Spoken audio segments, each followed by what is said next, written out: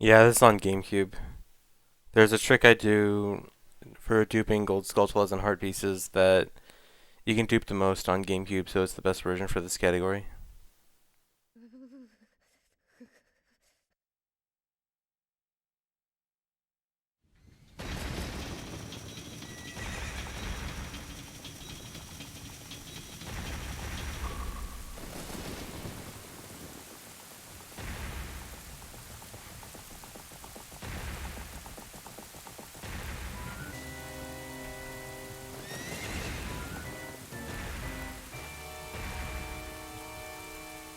Easiest choke place is probably Forest Temple's Child. It sucks that it's early in the run. Well, I guess it's better that it's early in the run and not late in the run, but yeah, it sucks.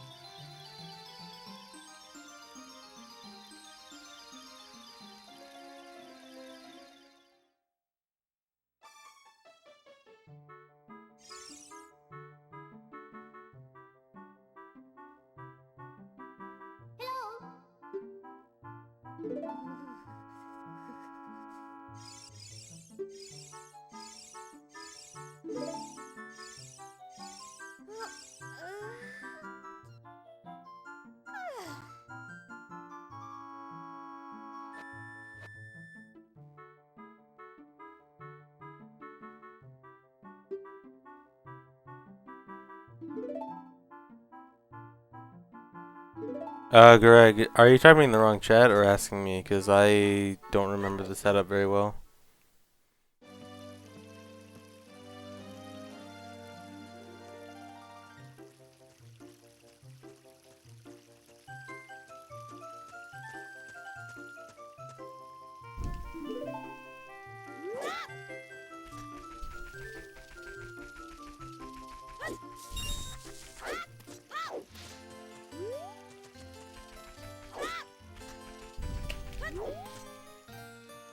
Okay, yeah, I don't really remember how the setup goes.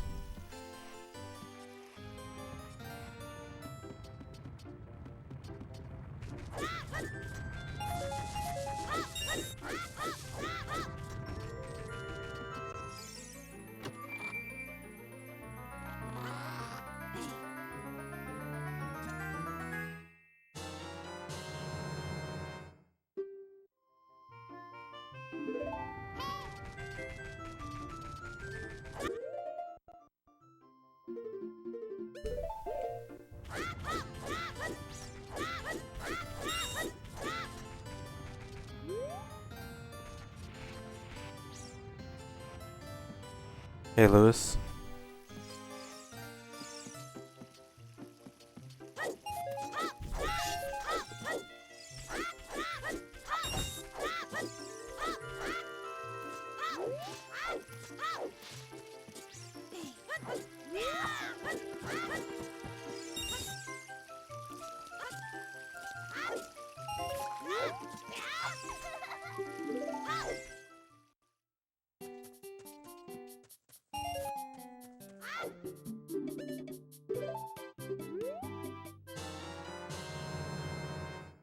Uh, it depends on the category, how much RNG there is. In this category, there's pretty low RNG, except for one spot where I need to catch a big Poe, and it's random whether a big Poe spawns or a small Poe spawns. In 100%, there's Dampe. Overall, OT's a pretty low RNG game overall, though.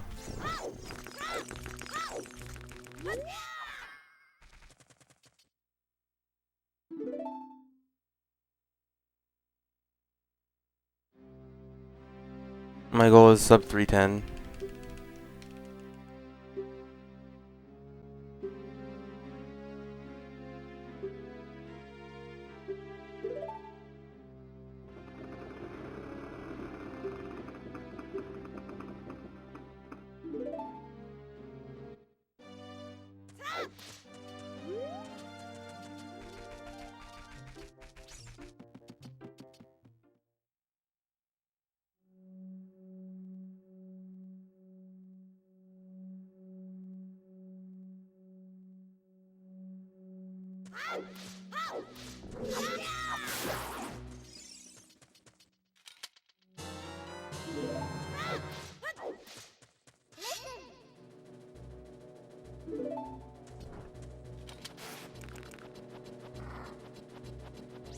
SCR is 11th through 13th, and I leave on the 10th.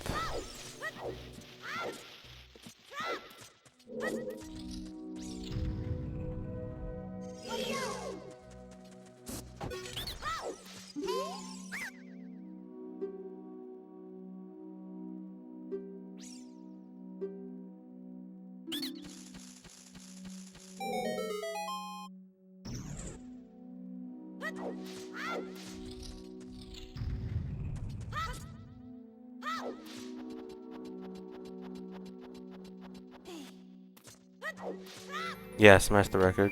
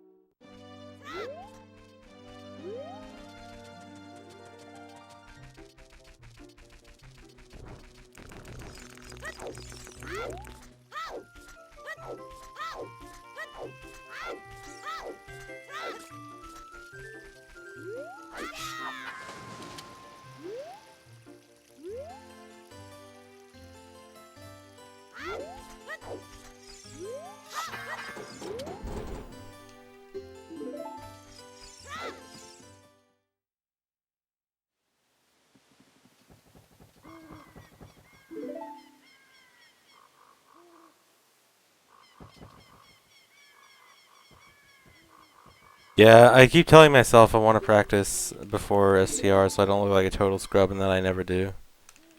I'm gonna go practice wave dashing and L canceling.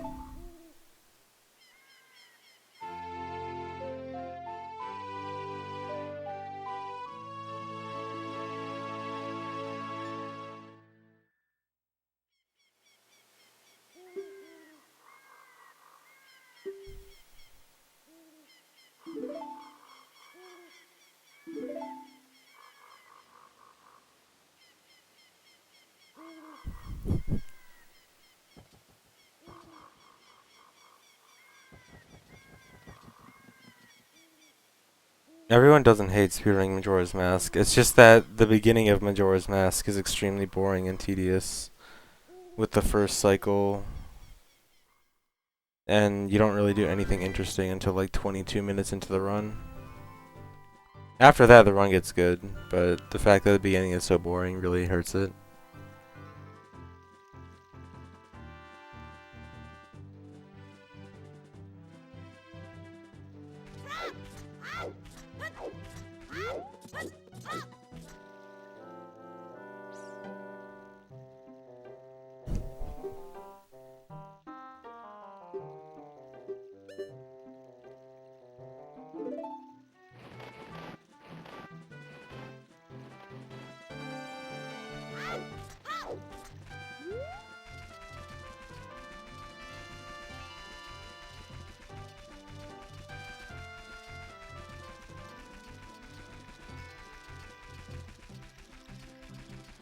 The any percent record is, I think, 124.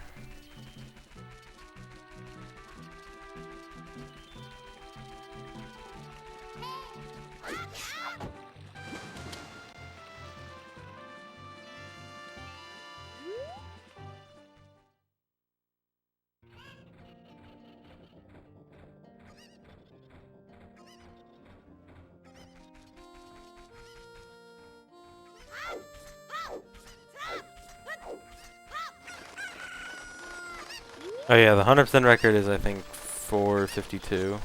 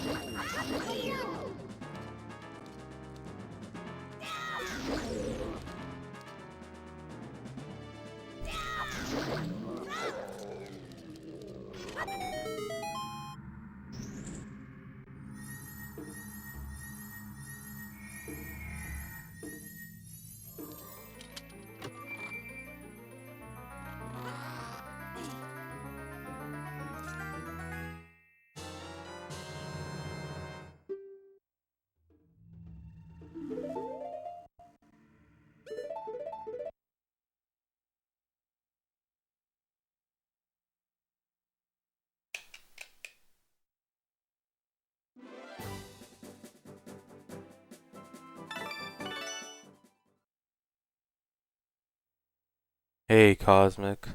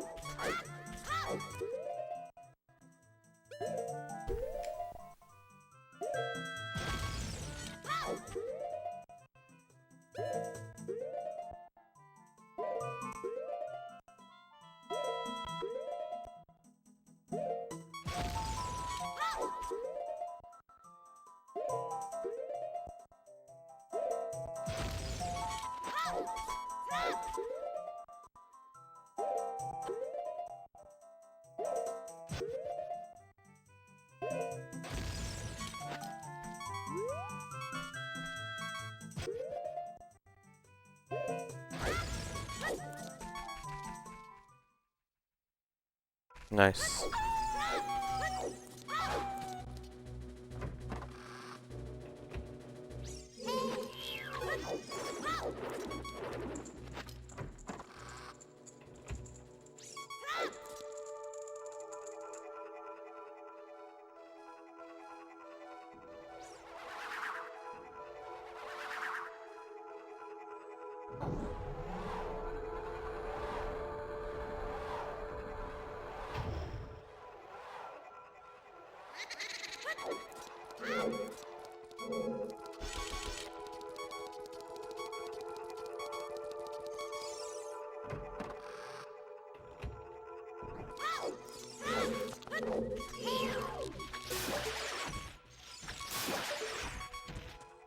Really?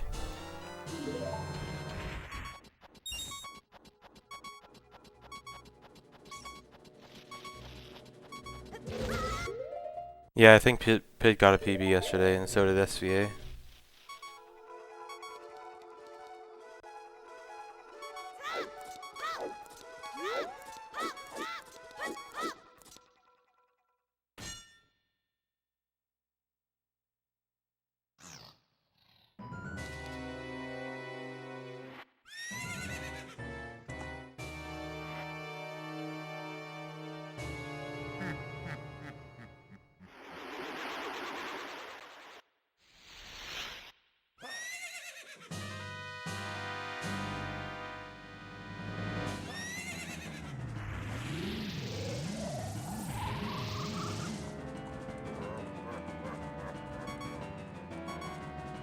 The load trigger for boss rooms are always accessible in every single dungeon, no matter where you are in the dungeon.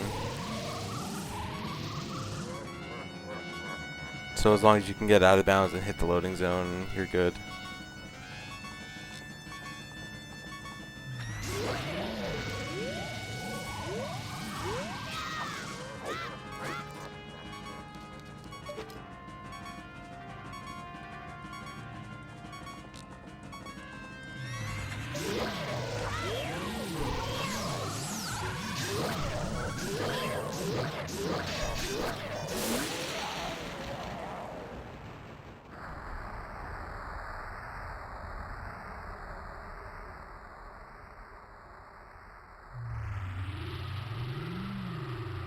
Yeah, it's really weird that there's loading zones that go back into the dungeon that you can't access. I assume that they probably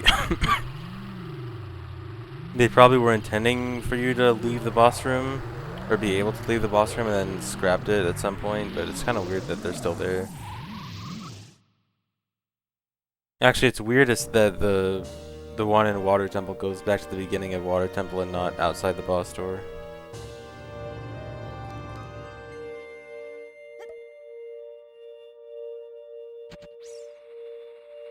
The real one is brighter.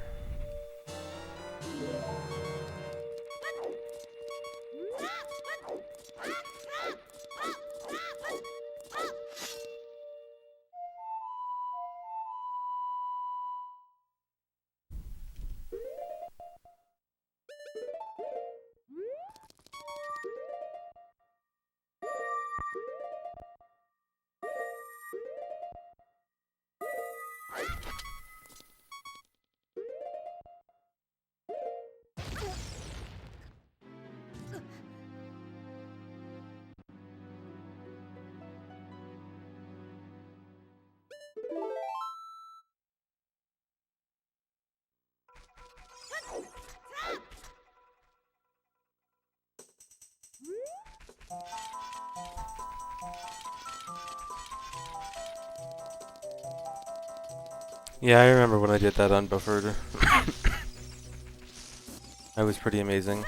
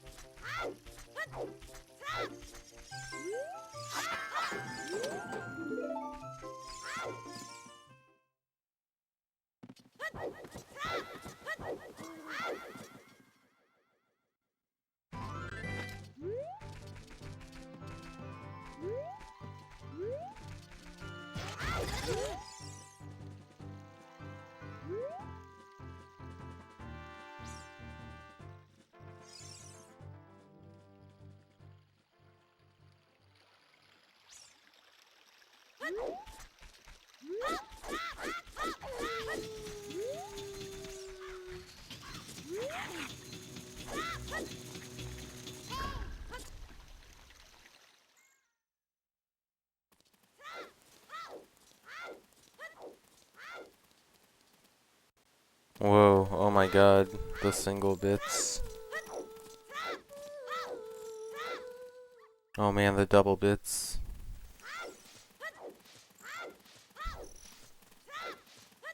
I'm really making all the money right now. I just got like 20 cents.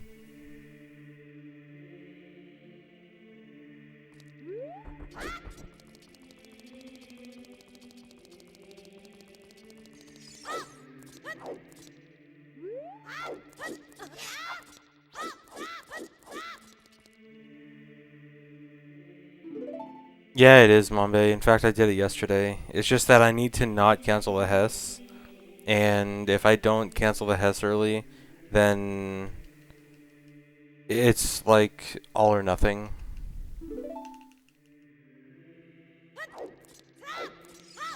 So sometimes I'll go for it if I think I'm pretty sure I can get it.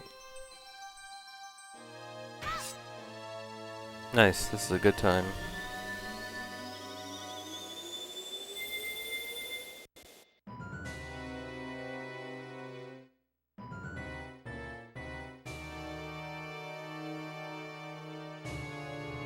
Thanks, Hero J.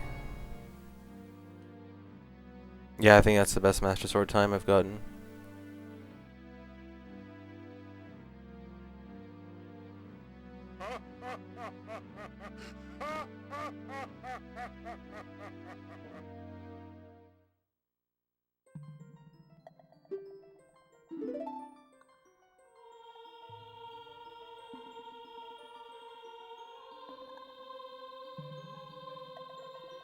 This is my sum of best, and this is my best splits time. This is like the best time I've gotten completely to each split. So this is the best time I've gotten up to Master Sword by 17 seconds. Which actually seems kind of wrong.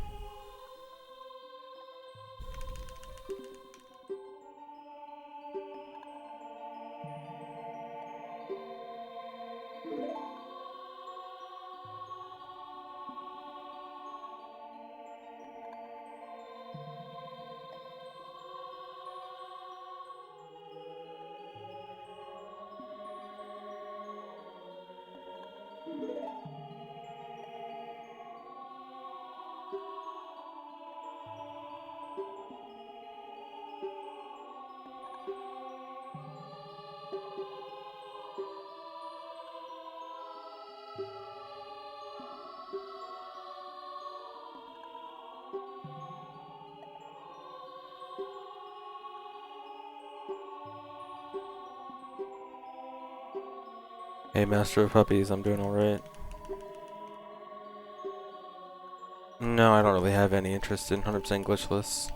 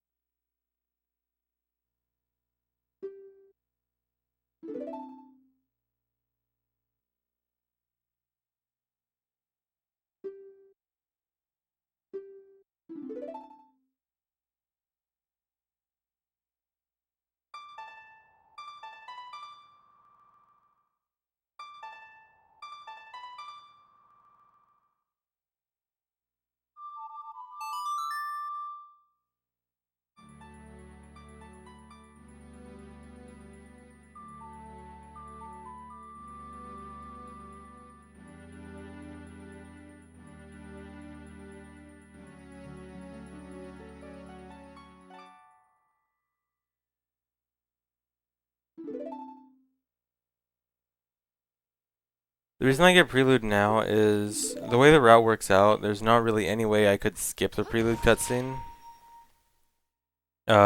without like being really slow. And so I want to get it right now because then I can use it both to warp out of Temple of Time instead of save warping, and I can use it to warp out of Shadow Temple instead of double save warping. So it essentially skips 3 save warps, and on GameCube that's a lot.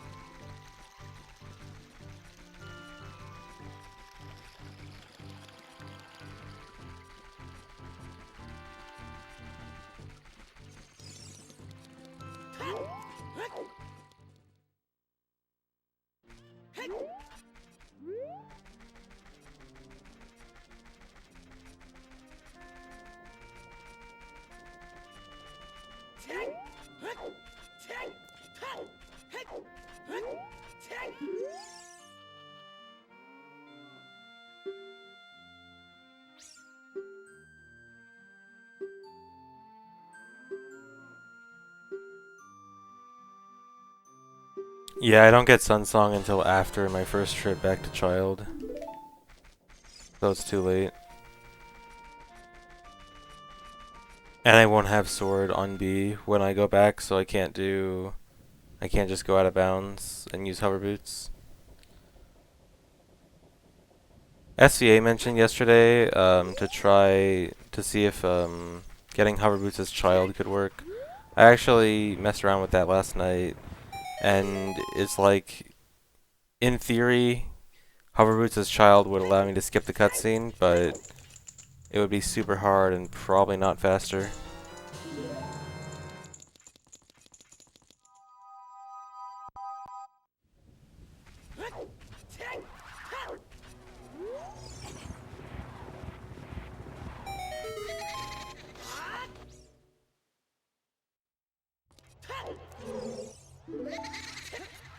No, the music is the same. Or at least it's not remastered. Some people have said like there's slight differences in the music, but that's due to emulation issues, not being remastered. Although personally I don't notice a difference.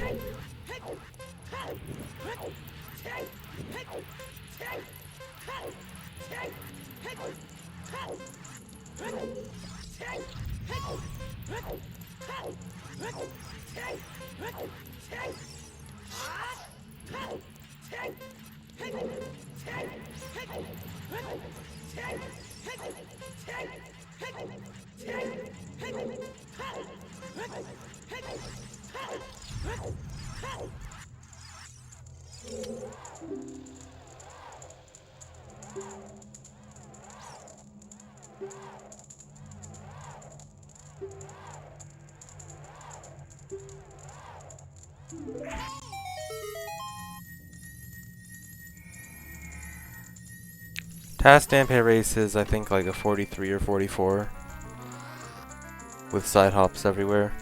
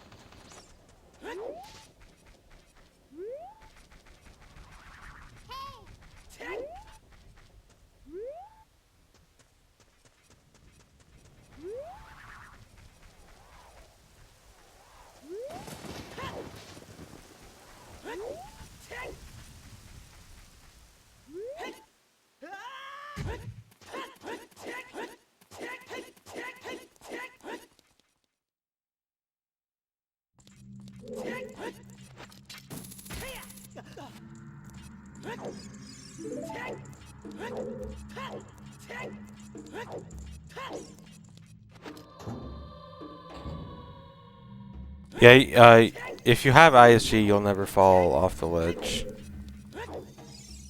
But you do need to be careful in some places because you can get stuck. So that you'll have to either side hop, side hop or backflip. And if you do it wrong, you'll fall. So it's not completely free. But you at least won't like jump off the ledge randomly.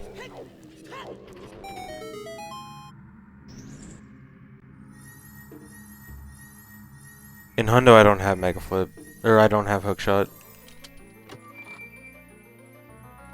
In Hundo you want to get Hookshot after Hover Boots, so that you can go from Dampe's grave to the windmill. But in this category you don't want to do that, so it's faster to get Hookshot first.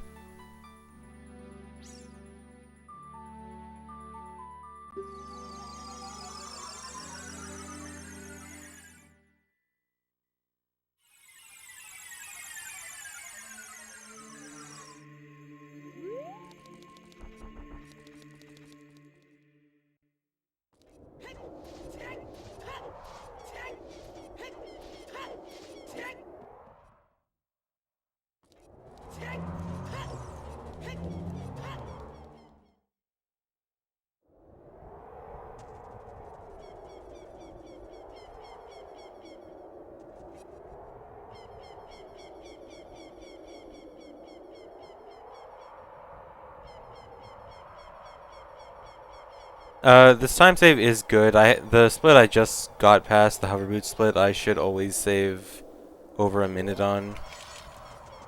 So being this far ahead isn't usual because I'm usually only like a minute to 40 seconds ahead, not a minute and a half ahead. So it is good, but not as like amazing as it seems.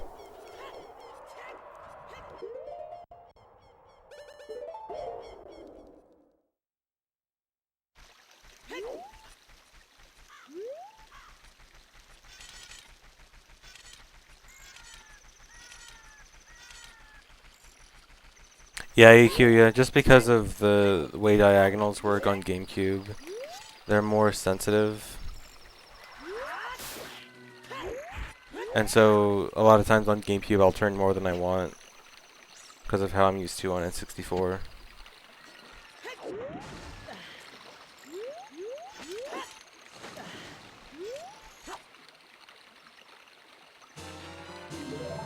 The most time save is the split I just got past hover roots. The second most time save is the very last split.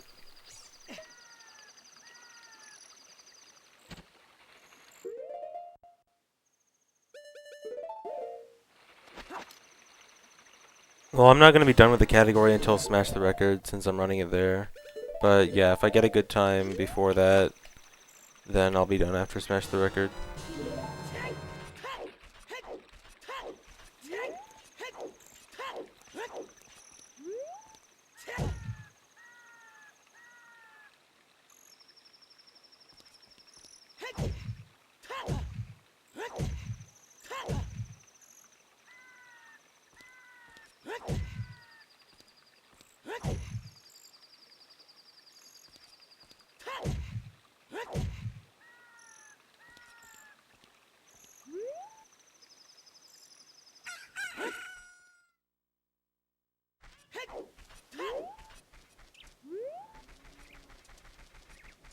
I'll probably go back to normal 100% after this.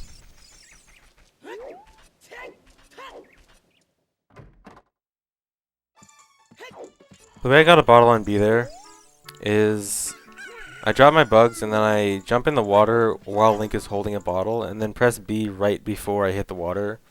And this makes the game register the B button as the last button pressed, but still have the bottle in Link's hand. And the way catching something in a bottle works is it just takes whatever last button you pressed and puts the new item in that bottle. Under normal circumstances, that's only supposed to be the bottle. Or other bottles. So it'll just turn regular bottles into bottles with items. But I'm able to swing the bottle without registering it as a B button press by holding shield, target, and bottle at the same time. And then letting go of shield. And then it swings the bottle and catches it and puts the item over the last button pressed, which is the B button.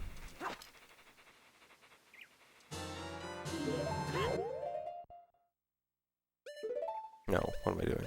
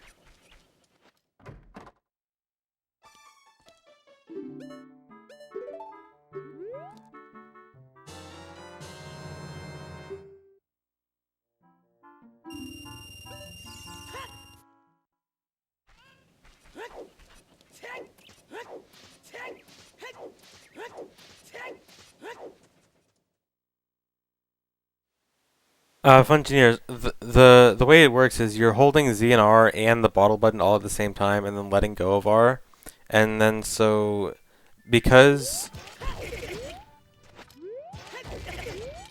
really because you're holding Z and R it will never register any kind of button input if you're holding ZNR and you press another button. And then, but because you have a bottle in your hand, please, oh my god, this is so bad. Because you, oh my god, let me go in. When you have a bottle in your hand, it just, and you are already pressing the button, it just automatically, registers that you're supposed to swing the bottle, but doesn't register it as a button press because you've already been holding it. That was a terrible entrance to DC.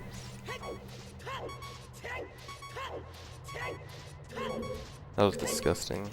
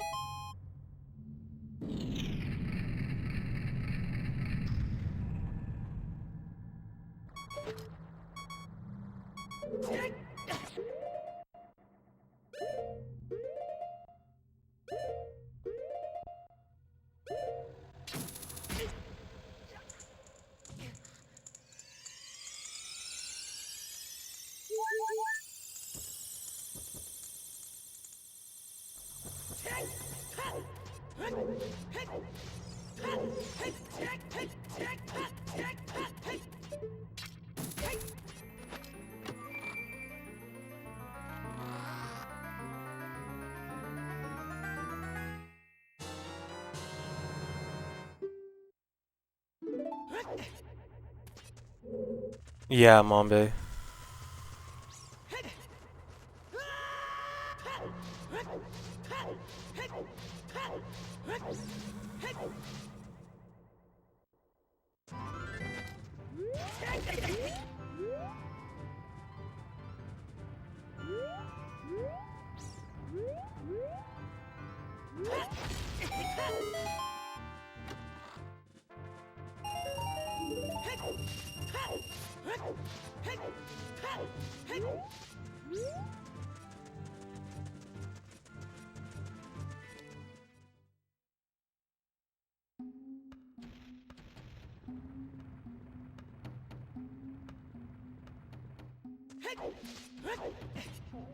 Really?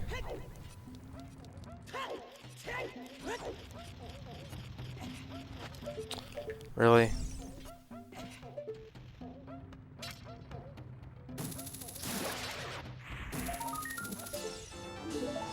I actually could have just hookshot it back up. I'm dumb.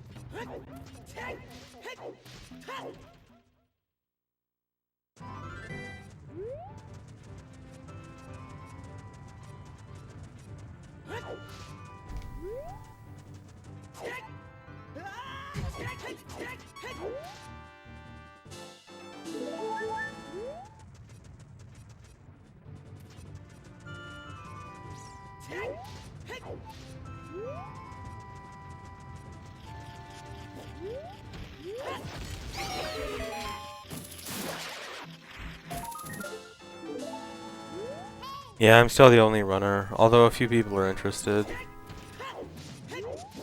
So there might be more.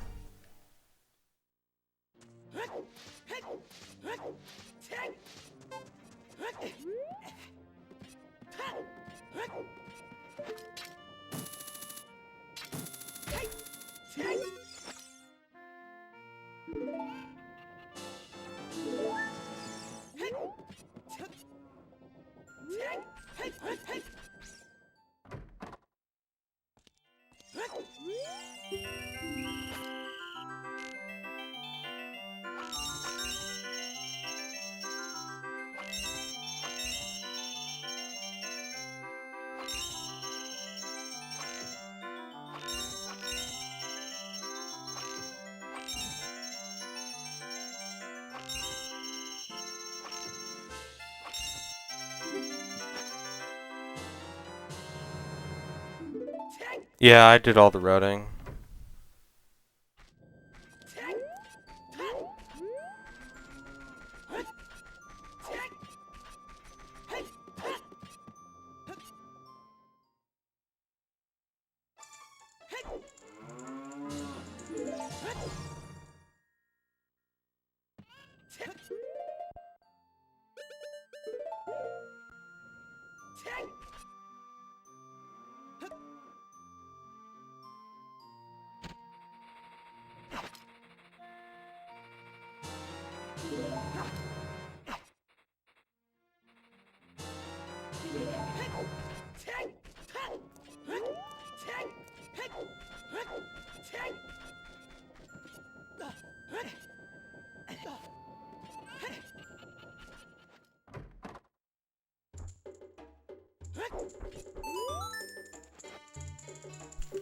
Bottle Adventure basically lets you get more items just by catching stuff in your B button bottle.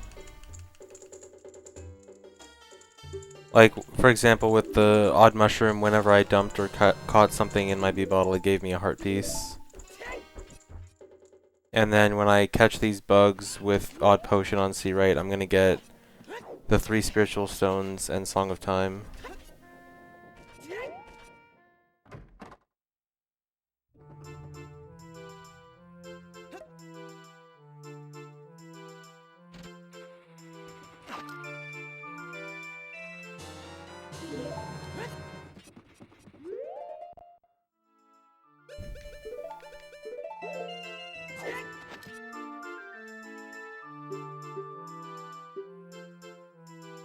This run does not have Grave Digging Dampe. It has Dampe Race for the hookshot.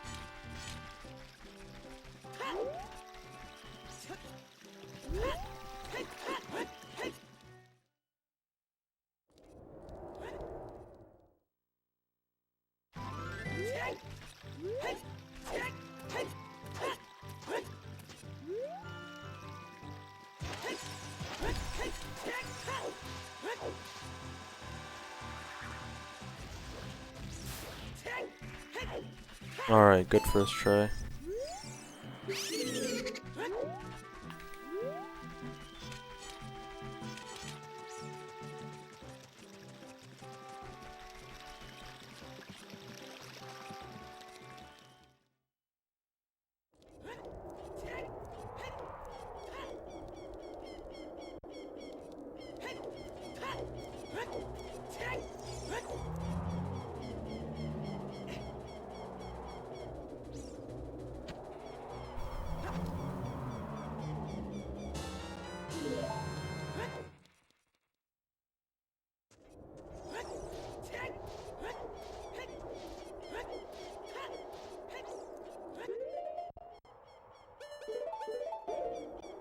Well, it's not really a new setup, it's really just a refinement of the old setup. And by refinement, I mean I added a neutral rule. And that just helped the timing.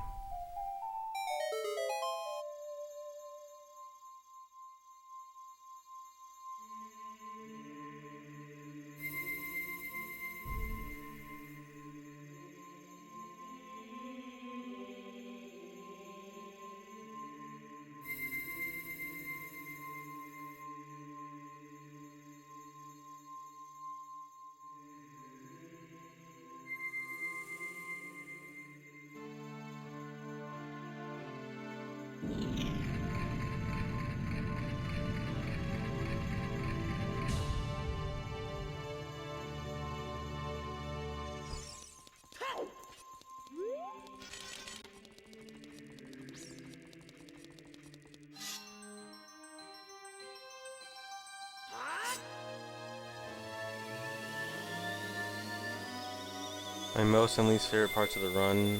Most parts is probably like probably upcoming section after Mask of Truth, after I become adult again. It's got a lot of RBA and Skulltula duping, cool stuff like that. Least favorite is probably section between Big Oran Sword and Light Arrow cutscene, because there's just like nothing going on. It's just cutscenes and walking around and not very interesting stuff.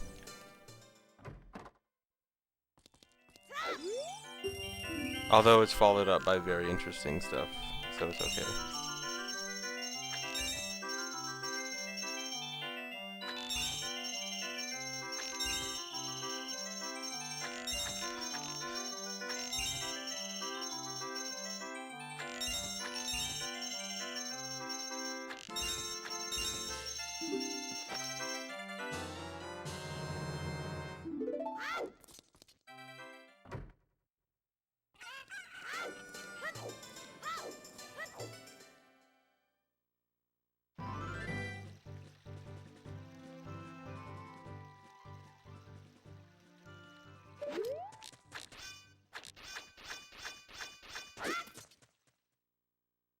Yeah, Deku Stick on B is a thing on GameCube, yeah.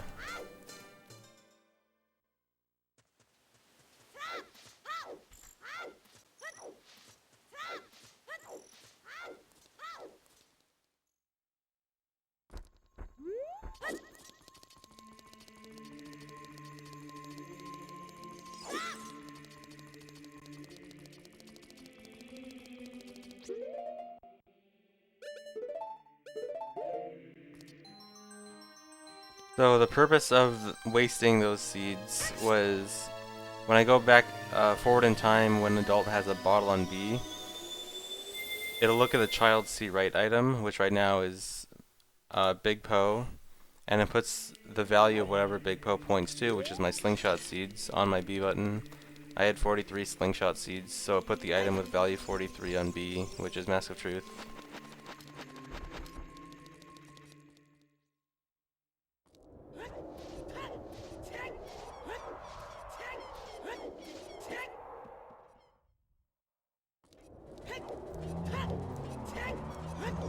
The most I was able to dupe on emulator, which should work the same as VC, was 64.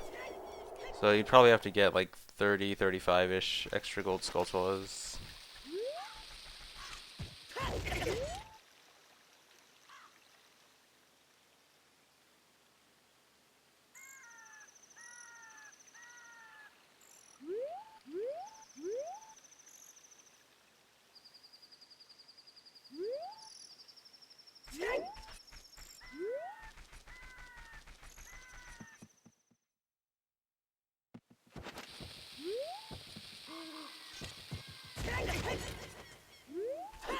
And really, that's not too bad. It sounds like a lot, but there's quite a few gold Skulltulas you can get that are not too far out of the way. In fact, the original route for this only duped 69 gold Skulltulas before I figured out a way to extend the duping by killing Skulltulas while duping.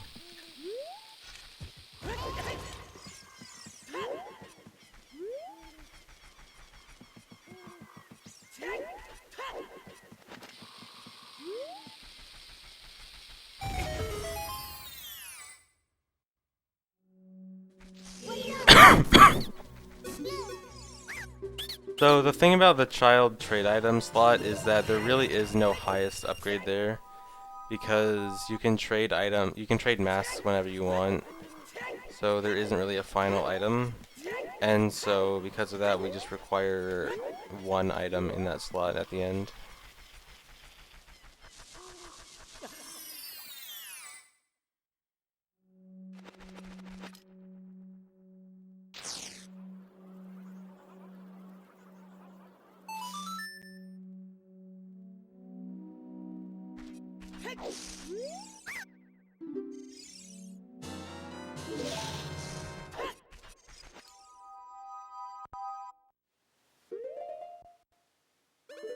BC doesn't do this because of this trick I'm doing right here.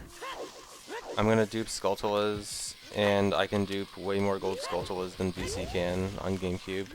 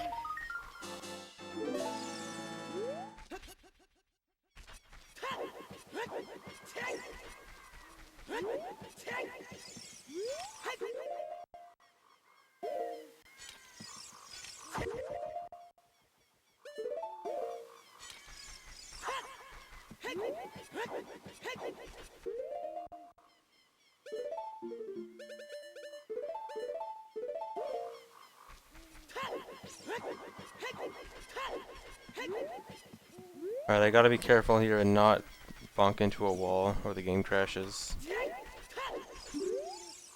It also might crash when I pause to save warp here.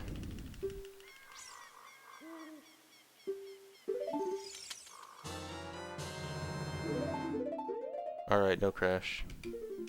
100 gold Skulltulas.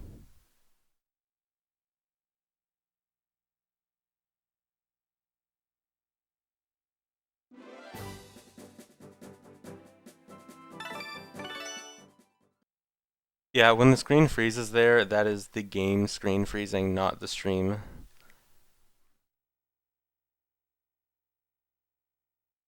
So to explain that glitch in more detail, I go out of bounds and enter the loading zone for that area from behind over and over again. And that loads the same area over and over. So that gold Skulltula keeps getting loaded over and over.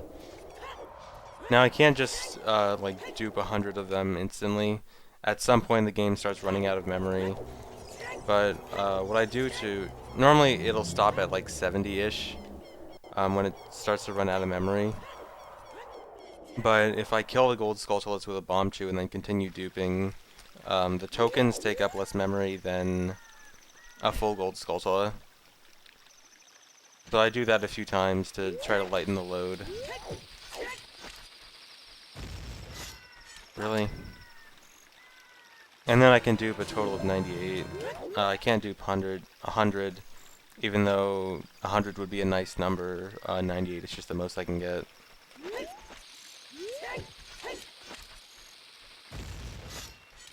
Please stop.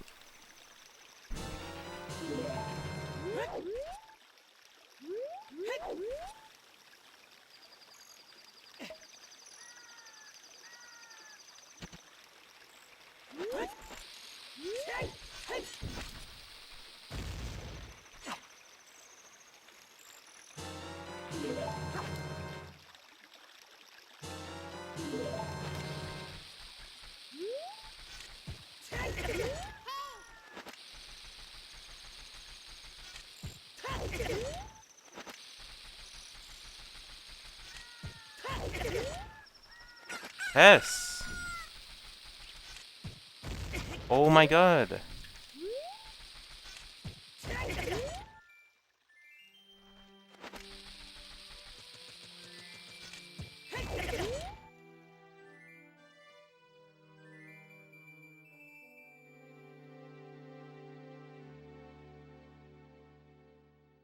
Well, this is God Hess for GameCube. You gotta understand.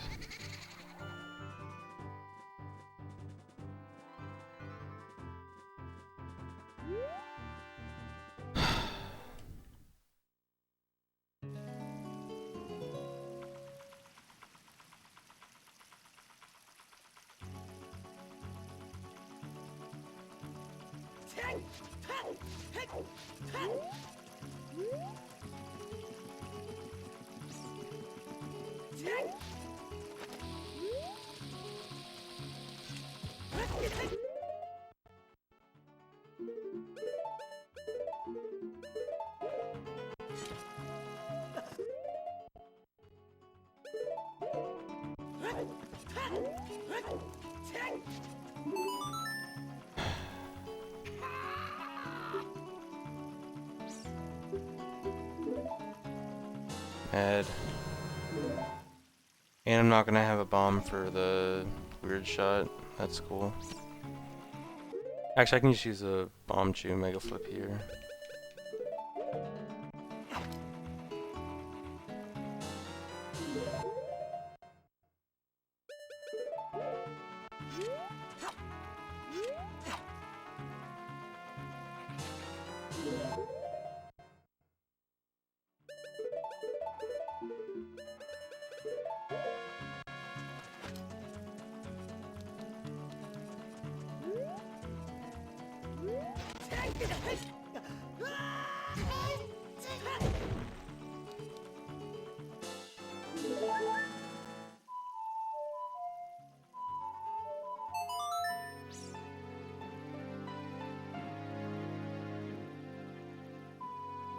Hi, Viviana.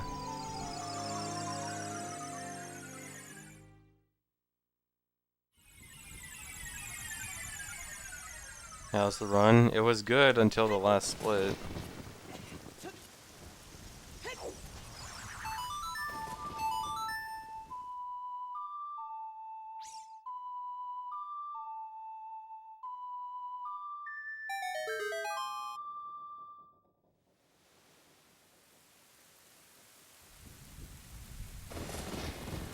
No, I get that heart piece for actually getting a heart piece.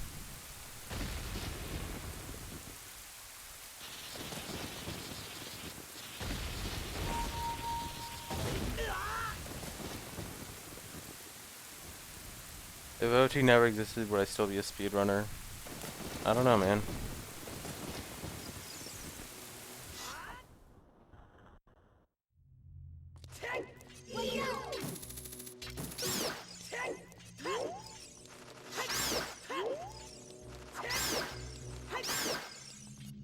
In an alternate universe where OT doesn't exist, I might be an SM64 DS speedrunner, because that's the game I liked messing around with glitches with before OT.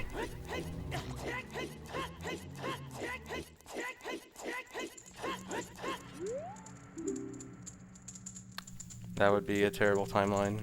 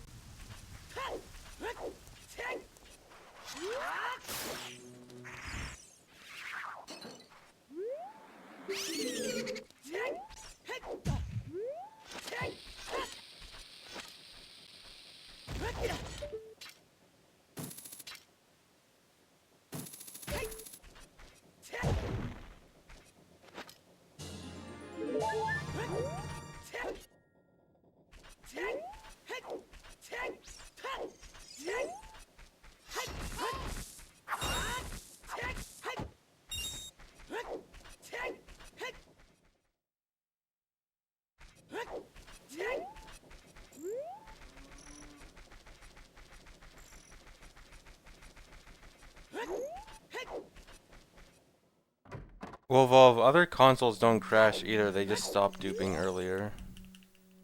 MZX had some explanation for it where, like, there was more things could be loaded because of something changed. Like, it was actual code change, not just emulation or something like that. I forgot the explanation because MZX can't explain stuff in normal English words.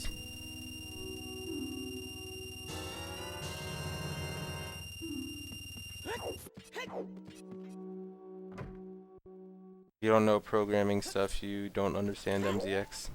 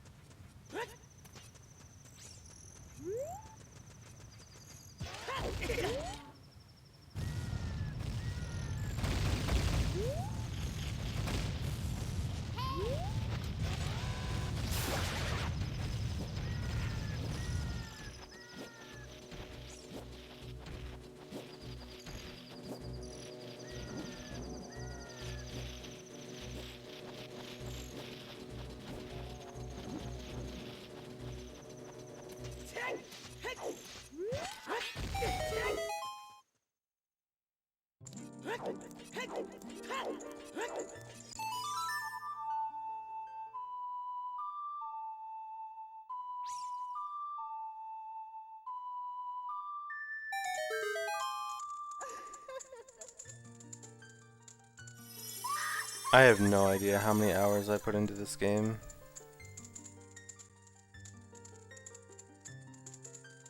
VC dupe's the same as N64 and emulator. Well, PJ.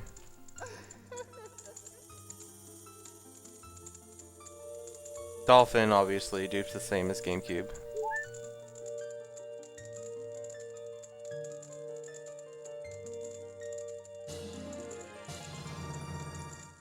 Yeah, it is that you can actually dupe more on GameCube, not that it's just more stable.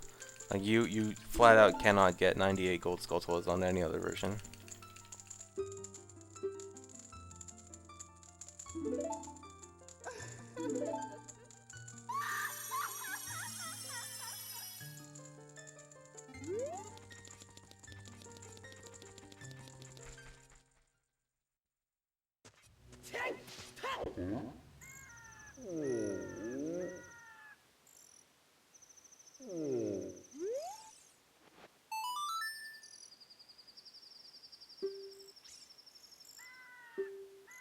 No, I don't think anything is allowed. Well, technically there's no rule against Dolphin, I guess, but if it's not faster, I guess it would be allowed.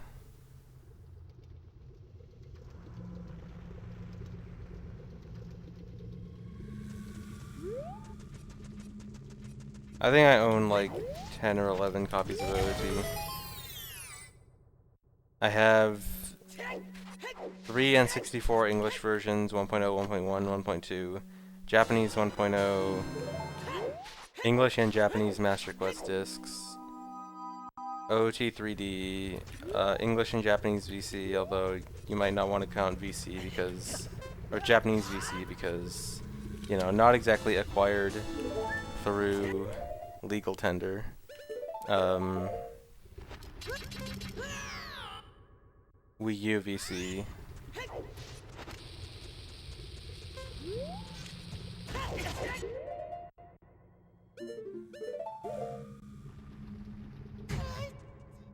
I used to have the collector's edition, but the disc broke. English collector's edition.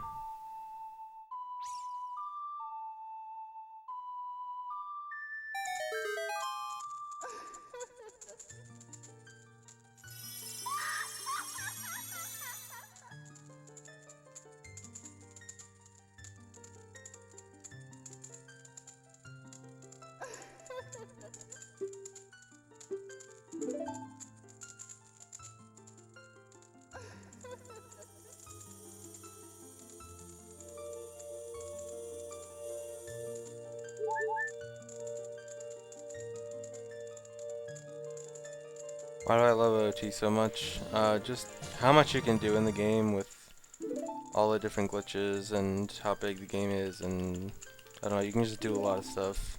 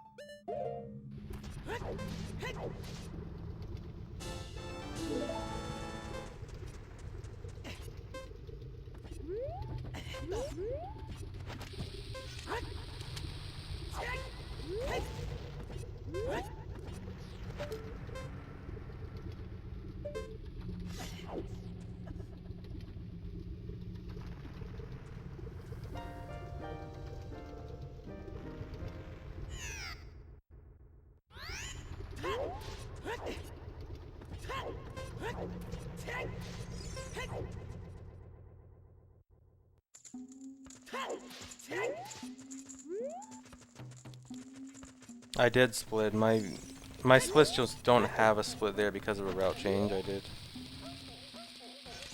It wouldn't be accurate to compare to my PB there.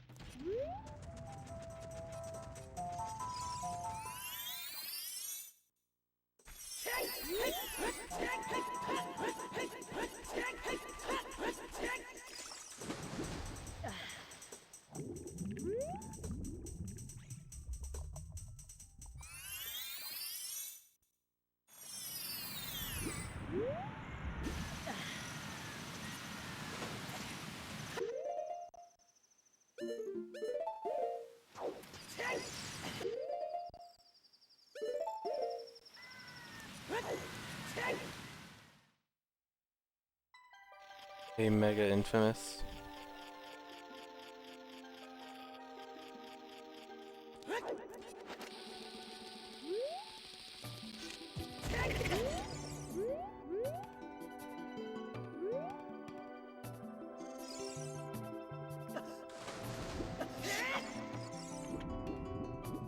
I love how I could Hess now, but I couldn't Hess when it mattered more.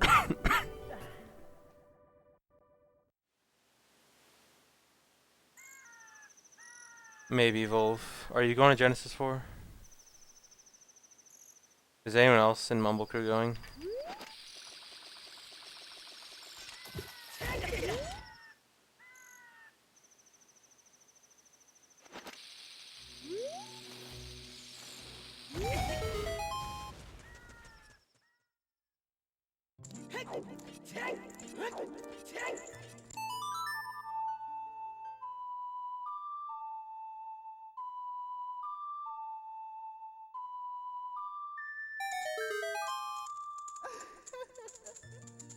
Alright. Yeah, I'm running this category at STR. Hey, Lovage.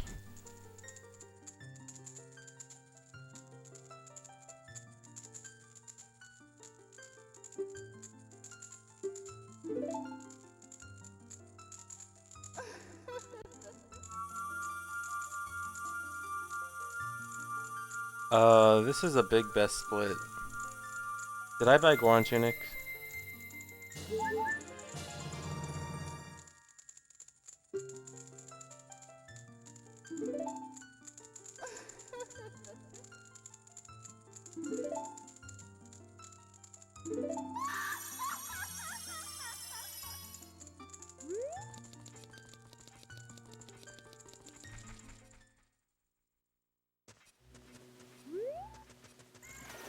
I did buy Goron Tunic, okay. The last time I got such a good best split there, I forgot to buy Goron Tunic, which is why I asked. I feel like I forgot something that split seemed too good. But I can't think of anything I missed.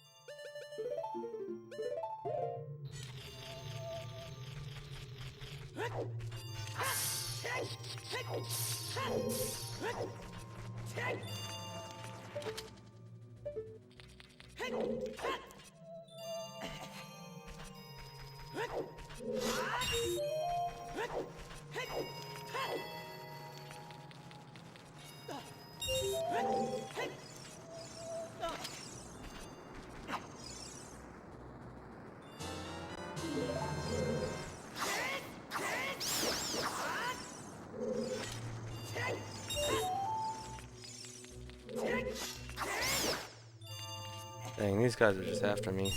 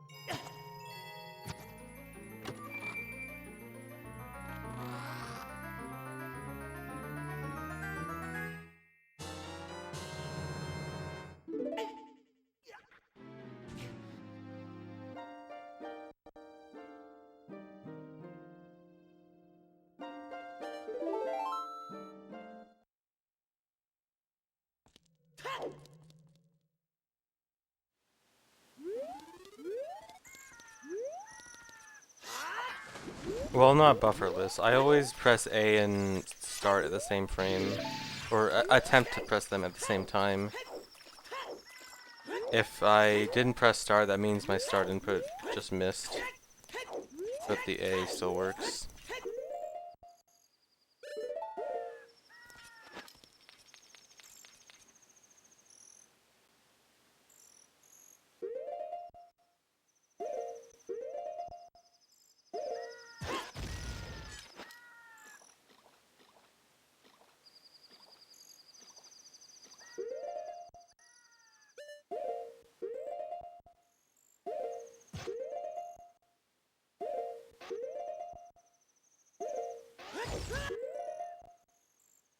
Bad direction.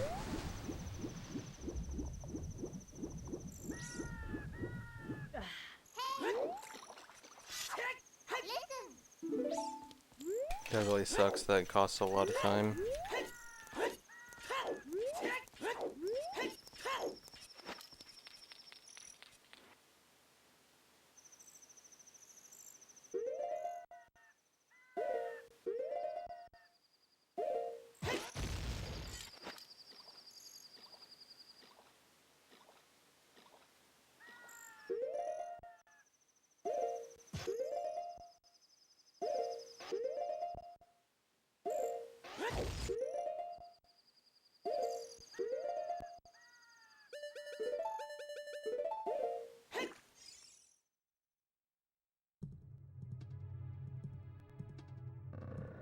I think that usually loses like 45 seconds, so yeah, that's a big time loss.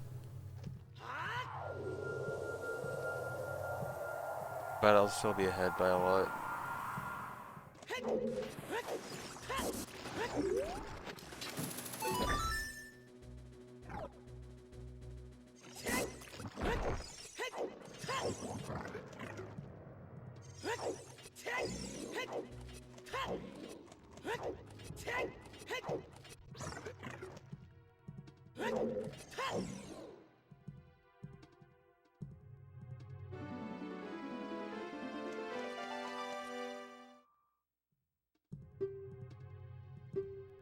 Yeah, I failed getting into Java as adult once.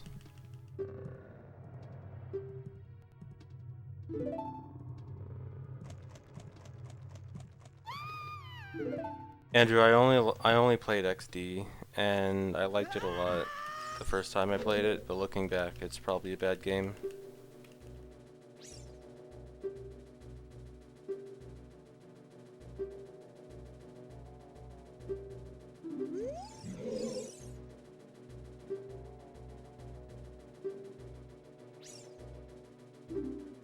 I just never got around to Coliseum, no particular reason.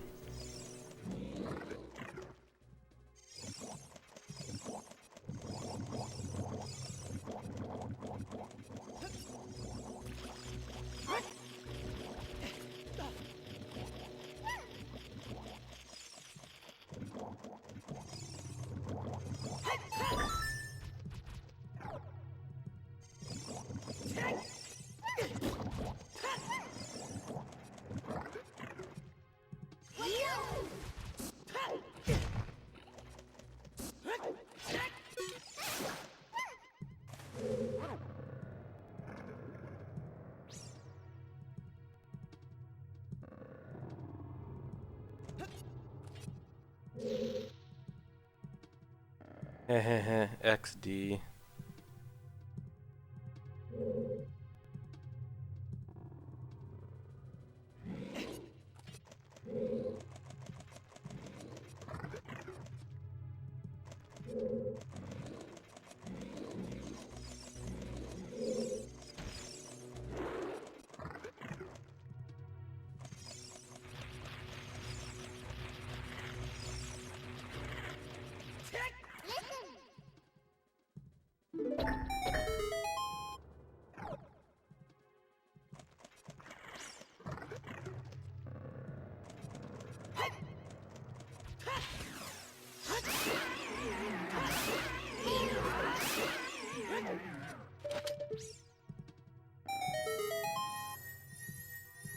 Hi, Viviana's friend.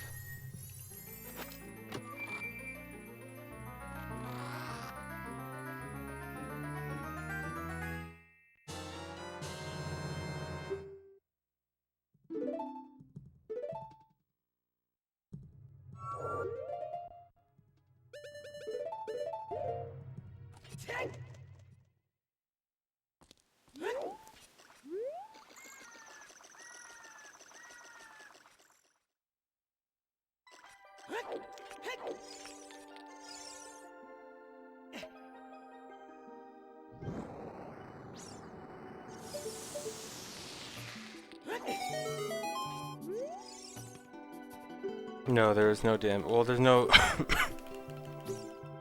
there's no Dampe grave digging in this category. There is Dampe for the hookshot race.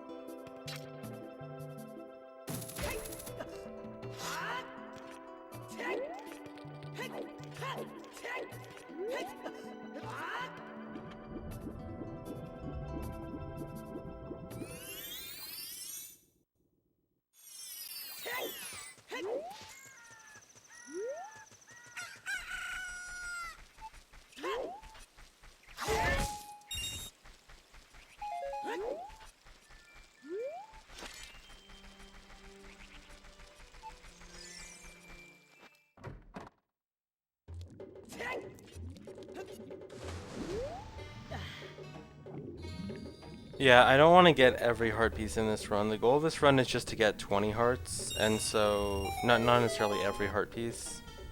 And so, I'll actually do a lot of glitches. I forgot a rupee. I'm gonna do some glitches to get a bunch of heart pieces at once later on. And so, I'll get some heart pieces, but not all of them. Just the fast ones.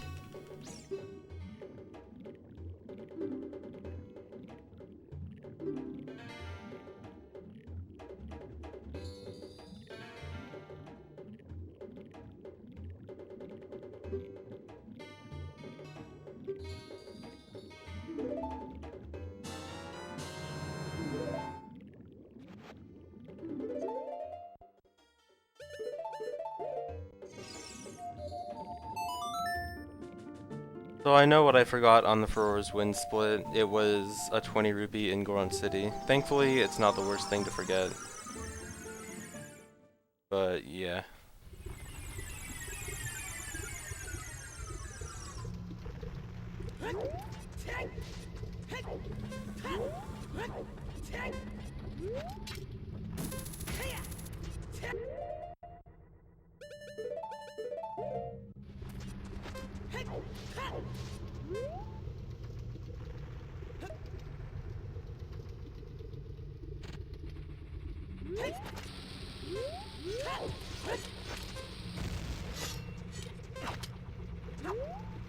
There are more time saves left, but a lot of my time saves are in the first half, and this is pretty much the halfway point.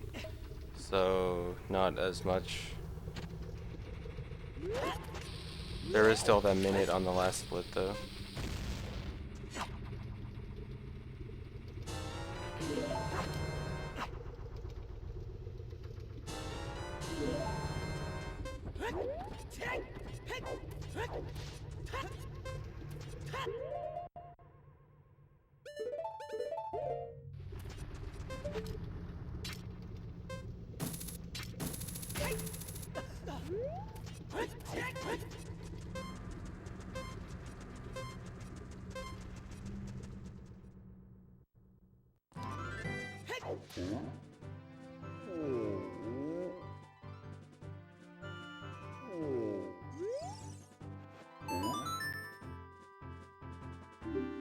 RBA lens puts a bottle over the Megaton hammer slot, which just makes the hammer chest opening faster.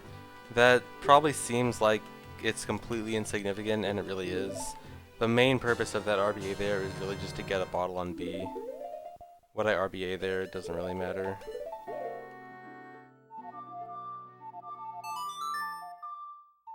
But that just happens to be the one thing I could RBA that actually has some kind of purpose.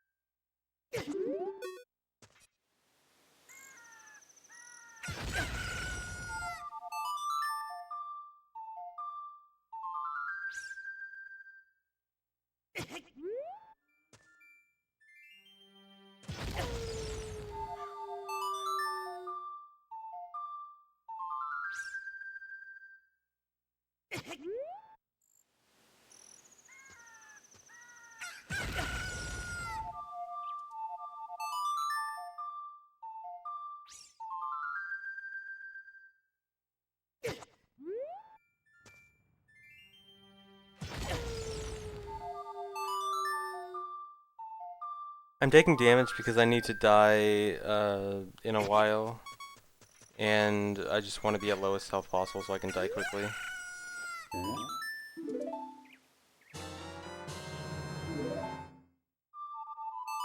I also need to have 13 bomb chews here, so it was just good to waste bomb chews as well.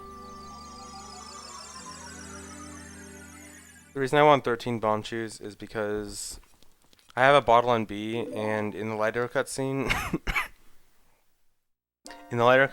there's the flashback where it shows Child Link and then it goes back to Adult Link, and that actually counts as going back through time and forward through time.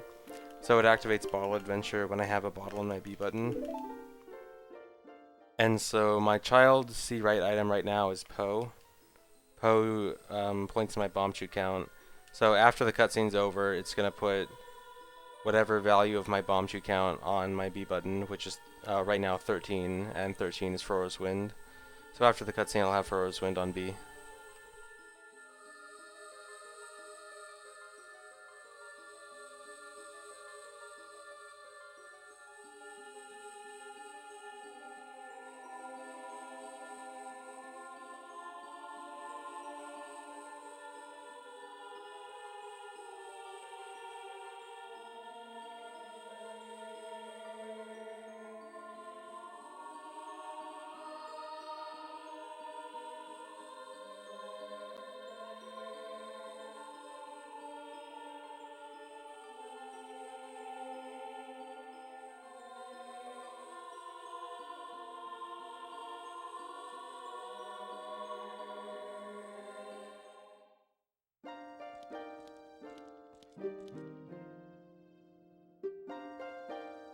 No, there's really no other use for those chews, always are. Because remember, the place where I first get those full 29 chews is after Broken Giant's Knife. So it would have to be between Broken Giant's Knife and Broken Giant's Knife and Light Arrow cutscene. And I remember, like in the Death Mountain section, I actually use a bunch of chews. I use it for a Hess, blowing up a rock, another Hess, blowing up a wall, blowing up another rock. So I actually use quite a few chews there. And then once I get bombs, though, bombs are just better to use for a lot of stuff. And I couldn't really... Bomb chews could help in a few places, but only if I, like, use an extra equip, which is slower. There's really not a whole lot of places to use chews.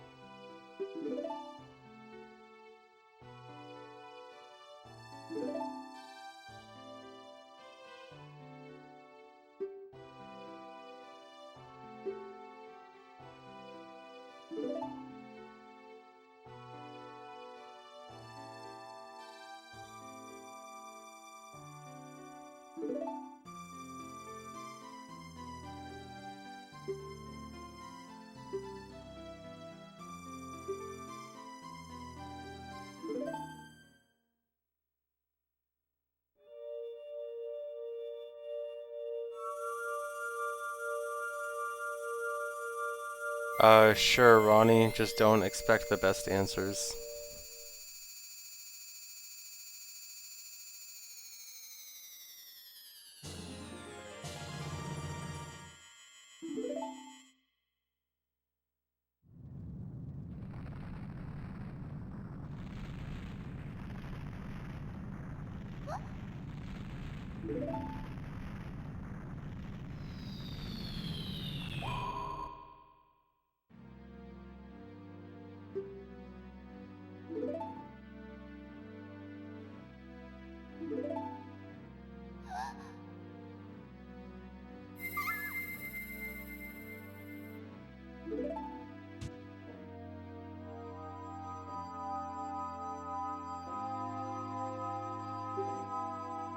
Should you forgive your dad? Probably.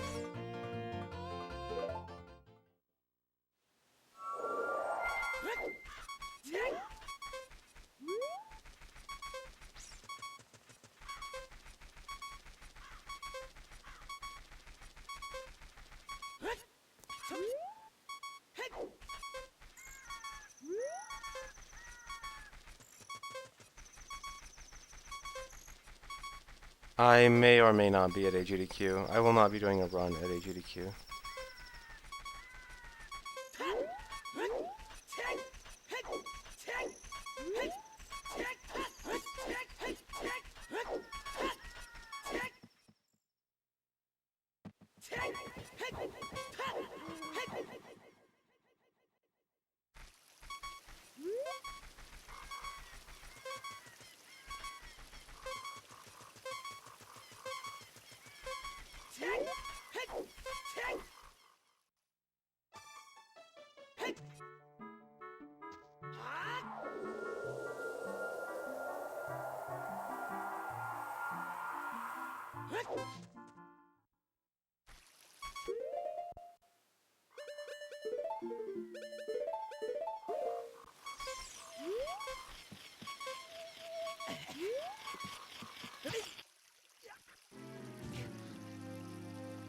I said I'm not sure, Volv.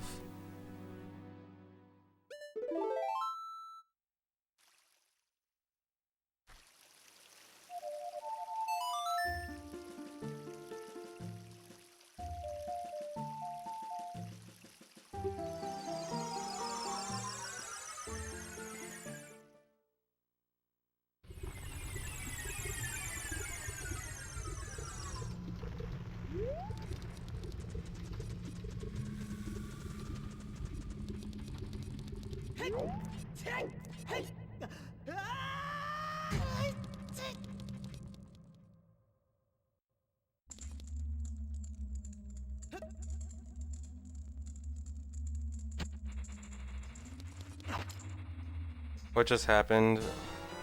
I did a glitch to be able to use Froze Wind anywhere, including inside houses where normally you can't even use your sword, which is normally what determines whether you can use Froze Wind somewhere. And I did that by going to the Lon Lon Ranch and doing the horse game and warping out. The problem with that is it also disables all my C buttons. So I want to set Froze Wind in the house, and then to re-enable my C buttons I need to die. But normally dying with something else besides a sword on your B button will turn your B button into a deku stick. And to avoid that, when I was at Lon Lon Ranch, I got on and off a horse. And that does some weird shenanigans with your B button, which allows Froze Wind to stay on my B button after I died.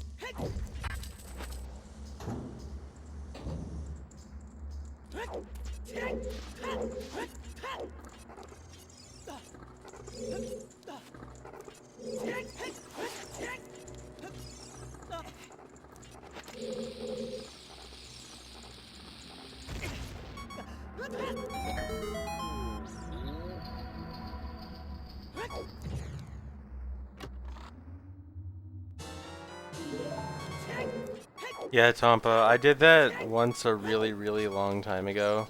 And ever since I did that, I've always made sure to shoot my hook shots super duper late. This was back in like, probably 2012 or something. It was years ago.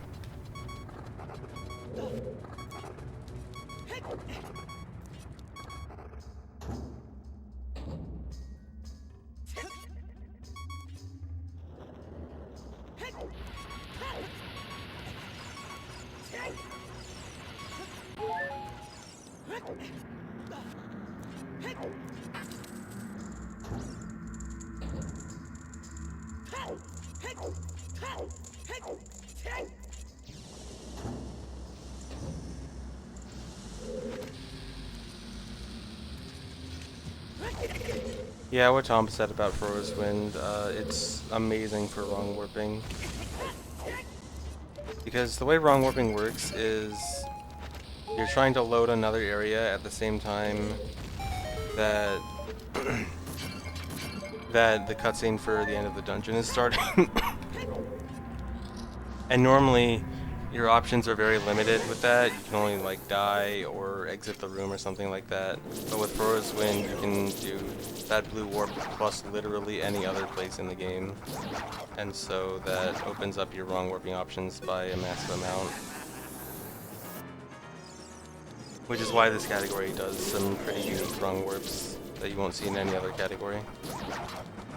Well, one of them you'll see in one other category.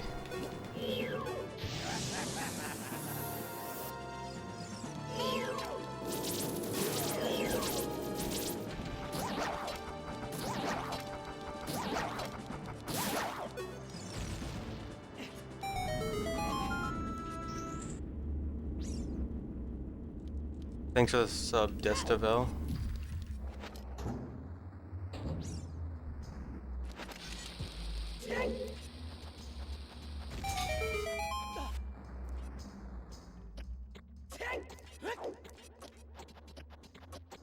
Wait a minute, that guy was a fake, wasn't he? I just got trolled, didn't I?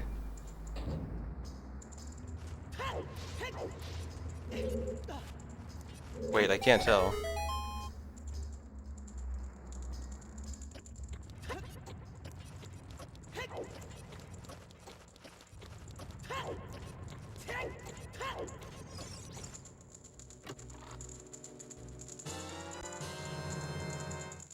It's real? Okay, never mind, never mind.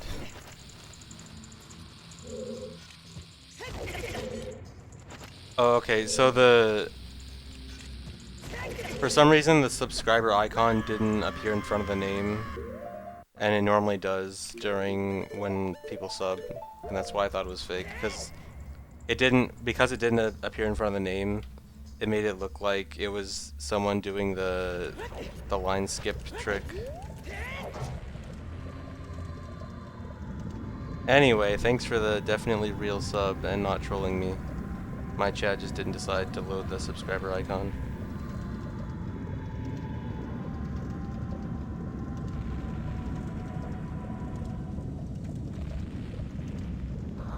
Oh dang, that was the best split, and I didn't even split. Cool. I always forget that split. I forget it because I don't have that split in normal hundo.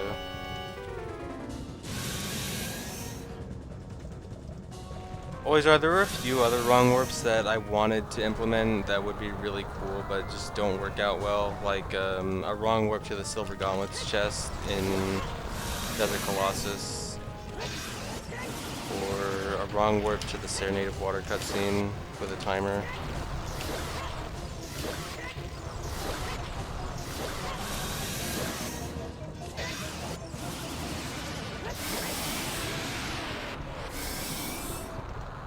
But the way everything works out, as far as I can tell, these are the best wrong warps. The real issue is that all three wrong warps serve a really important purpose. Like the Fire Temple one is to get the Light Medallion. That's literally the only way I can get Light Medallion back after I RBA it away. The the Saria Song wrong warp is the only way I can get Saria Song without talking to Zelda at Hyrule Castle. And wrong warp into credits, obviously pretty important, finishing the game and all that.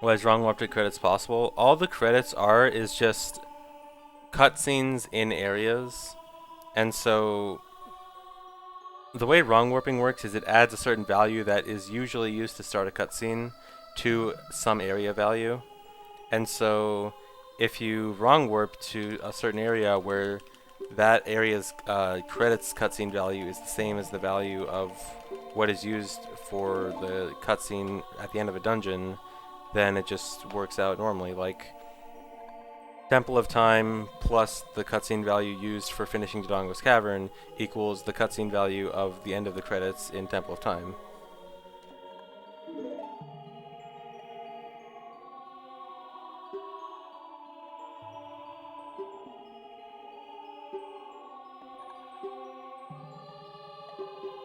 EQ, yeah, honestly I'm not sure if that would even be a good idea, because you wouldn't be able to have, you most likely would not be able to have either magic or long shot, or fire arrows or long shot at that point, so you probably wouldn't be able to get gold gauntlets without a stupid hover. And so you'd probably need to make 2 trips to Ganon's castle, which would be pretty shitty. I mean, if you could work that in, then if you can get like a 2-for-1, get 43 bomb juice and gold gauntlets, then yeah, it'd probably work out well.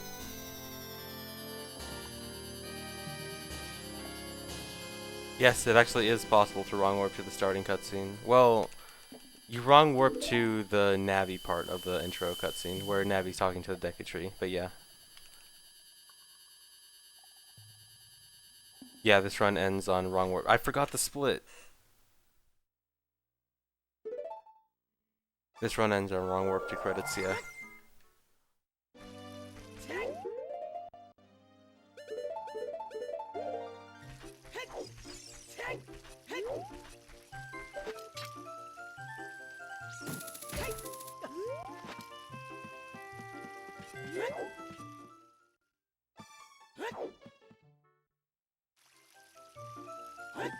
I got a new mic like 4 months ago.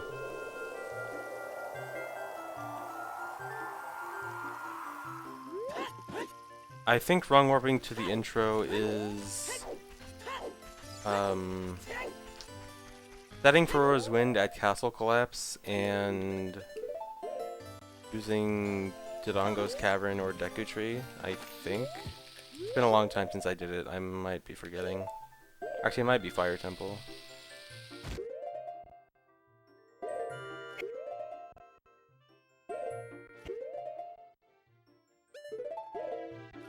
Also worth noting that, are you serious?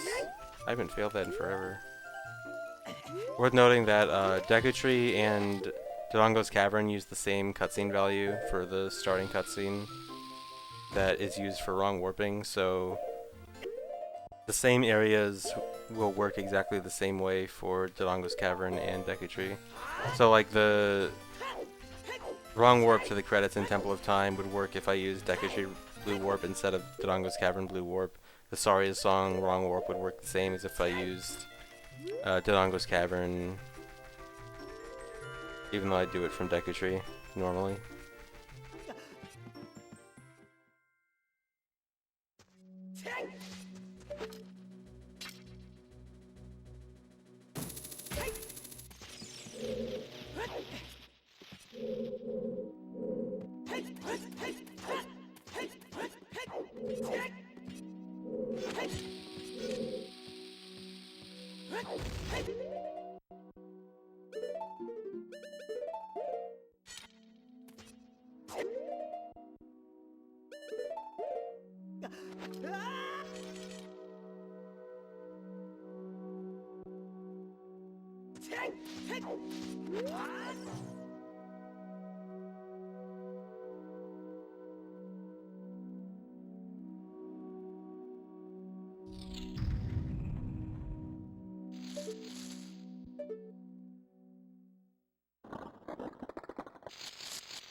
I wouldn't say it's more fun than regular Hundo, but it is very fun.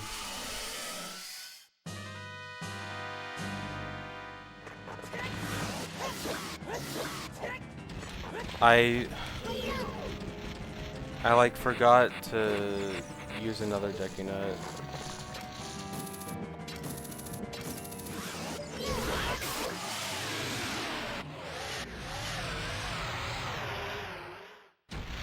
Prozac, it's because you normally can't enter Deku Tree as adult. The Deku Tree's mouth is closed shut as adult.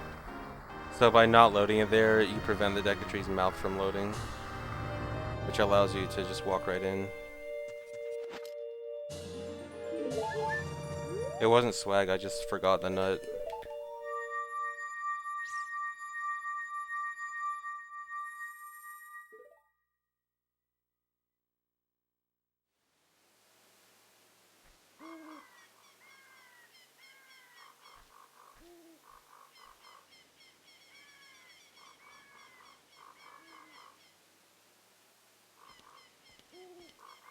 Yeah, I do prefer the length of NSR over normal hundo, but the content of normal hundo is still better.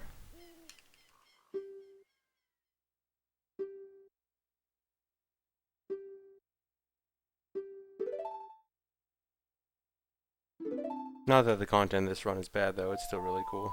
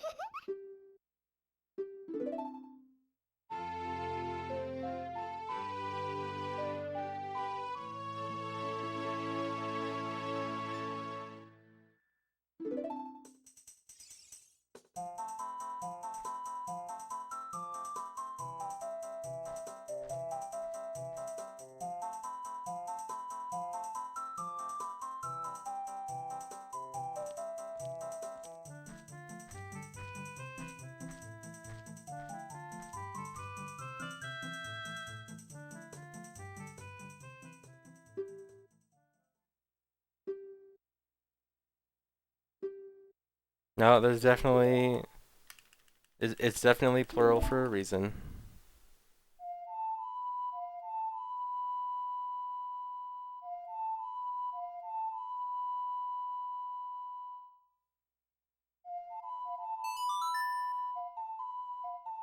What are you asking, methanol? Every game that has an emulator for it can be tool assisted.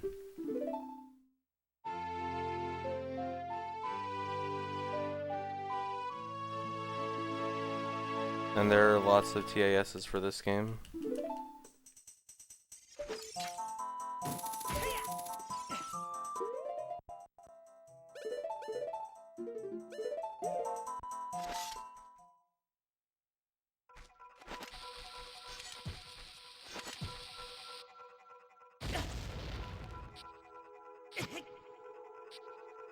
Really?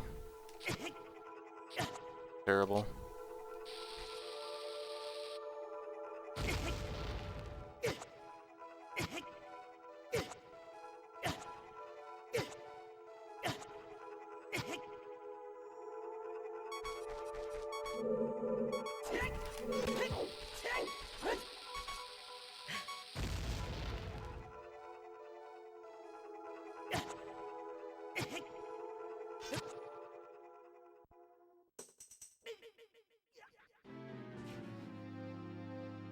The area the area that I wrong warp to isn't the normal Sacred Forest Meadow map. It's this really weird version that for some reason has two Saria song triggers on it. So when I wrong warp there, I have to learn it twice.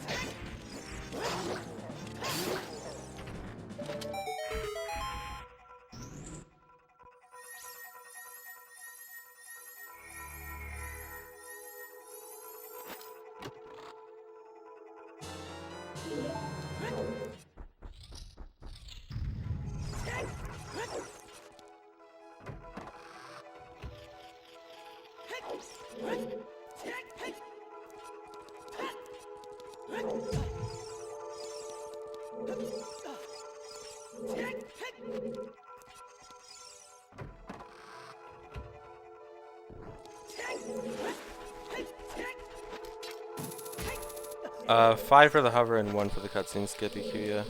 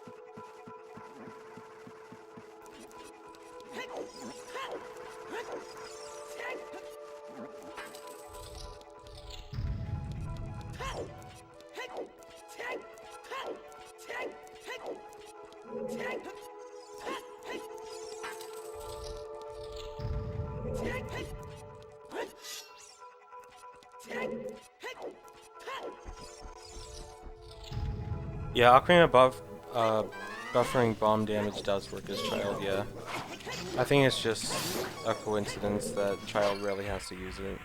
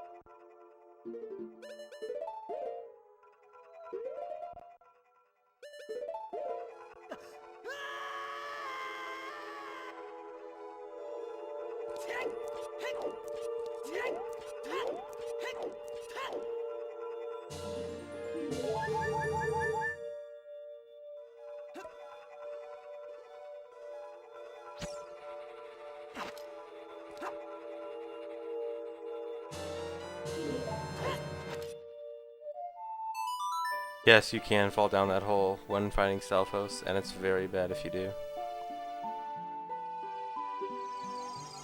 Yeah, so the reason for that quick chest opening animation is because whenever you open a big chest with an item that you already have, then you'll give it the small chest opening animation.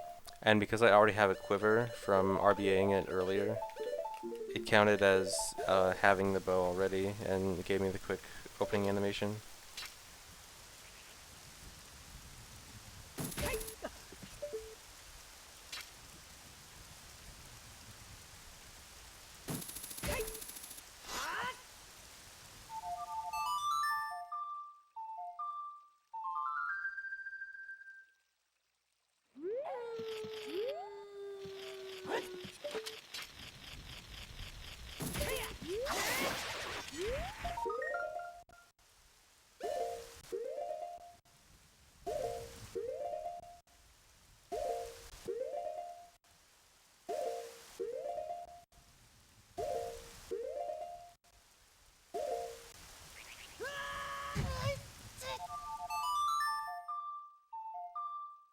So right there, I did a glitch to delay getting the Skulltula token. I pressed the Ocarina right as I was supposed to be getting it, and that delays it until I hit the ground.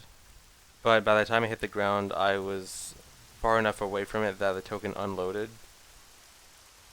And so the next time I move the camera in the direction of the token, it'll instantly load and instantly give me the token. And I'm going to use that to interrupt my hookshot.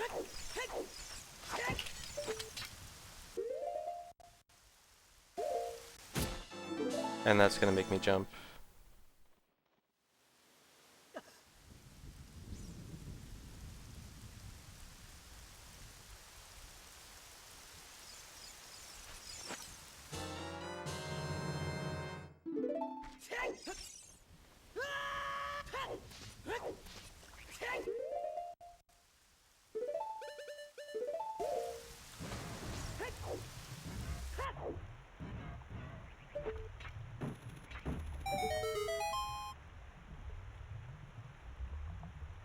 Yes, I'm going to explain it every run because someone asks every single run.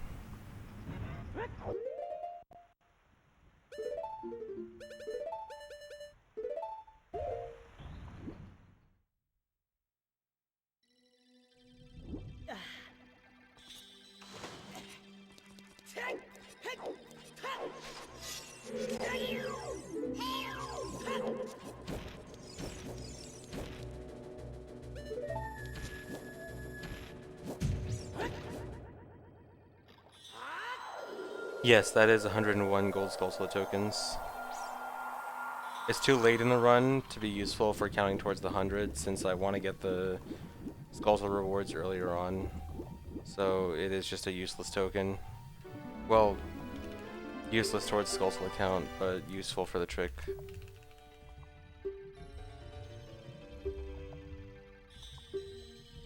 Yeah, always are. I tried looking for ways around it. Going out of bounds. The fastest method for going out of bounds I could think of is slower, and it's one of those cases of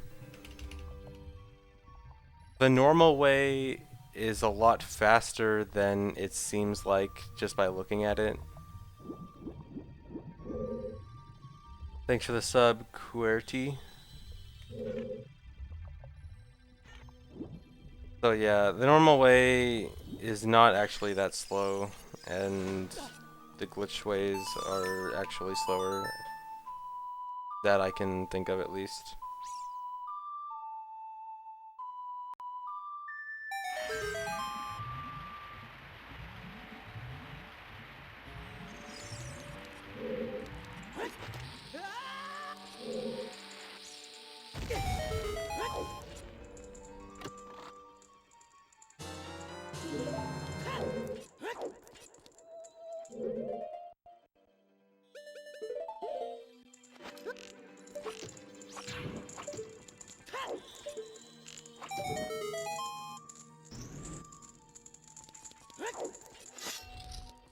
Thanks, QWERTY.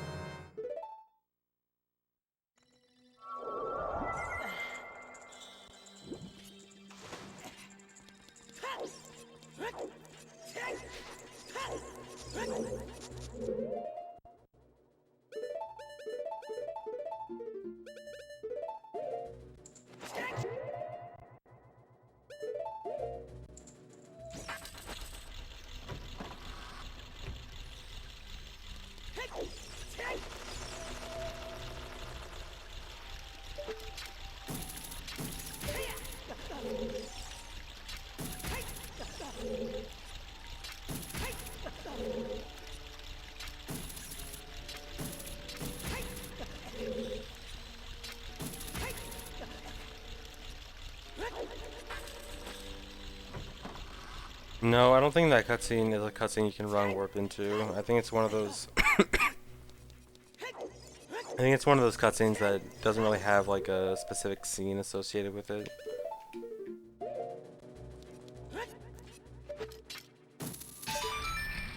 And even if you could, I can't see any way a wrong warping of that cutscene would be faster just due to limitations of wrong warping.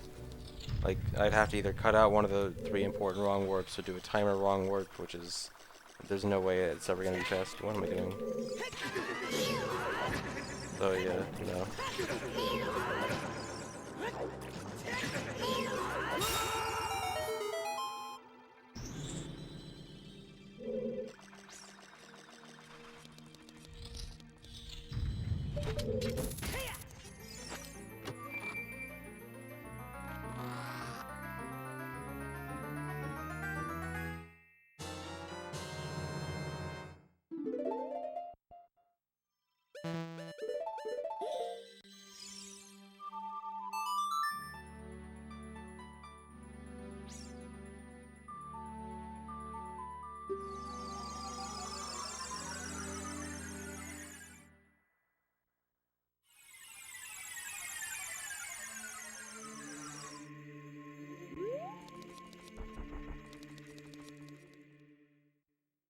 EQ, yeah, the hover in Ganon's castle is extremely slow, and I no longer have a wrong warp for Saria's song.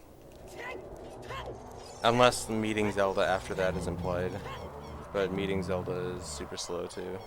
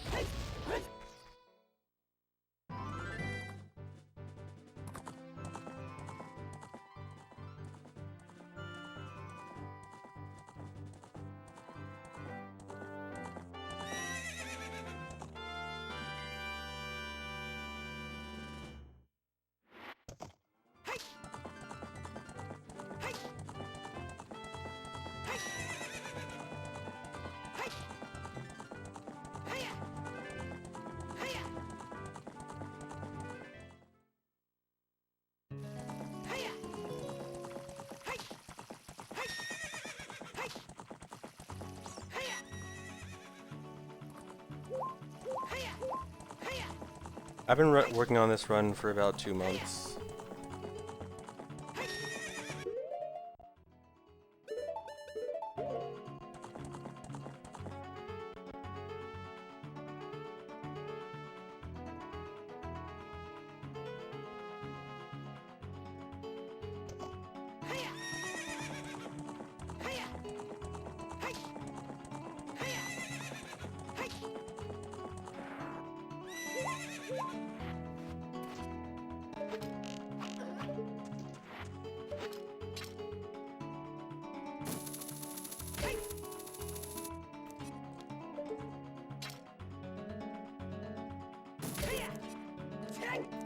Thought that wasn't gonna work.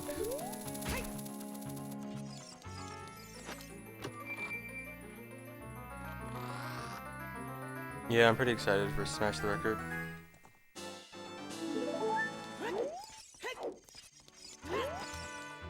Nice.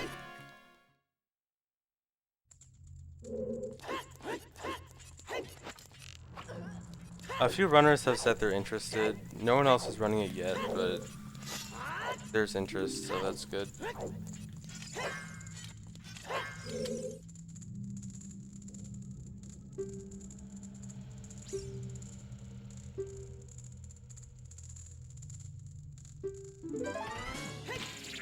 Yeah, I'll probably be going back to 100% after Smash the Record.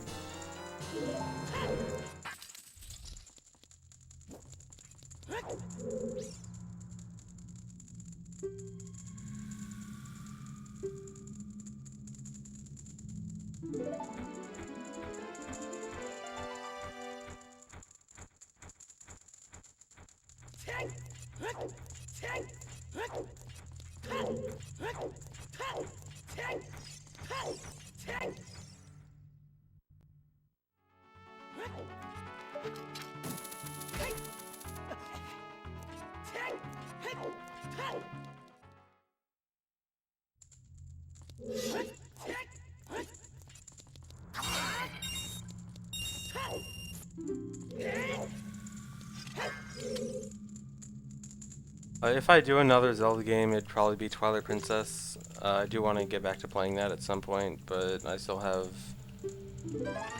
a lot of other OOT stuff I want to do. Let's just die.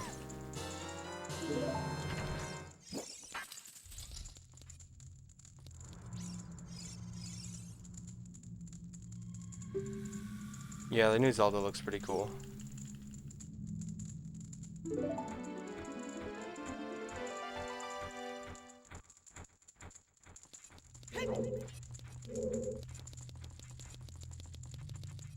I don't know, Pit, maybe.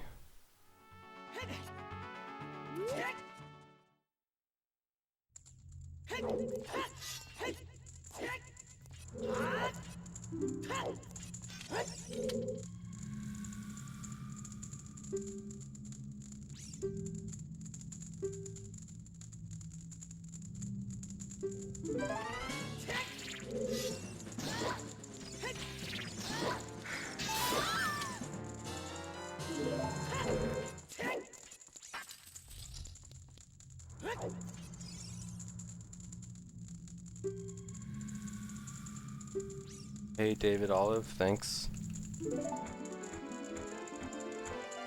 New Zelda is supposed to be out in March or so. And in Nintendo time, that means November. Because it's obviously going to get delayed again.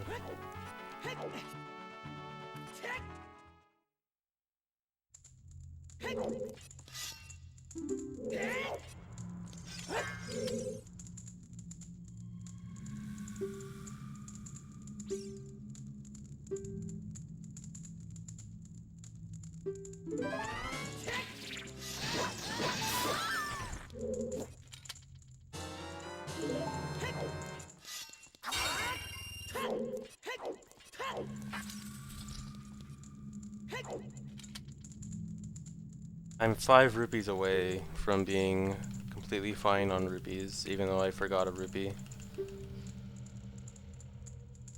But I don't think there's any way I can get a random 5 rupee drop. Save me.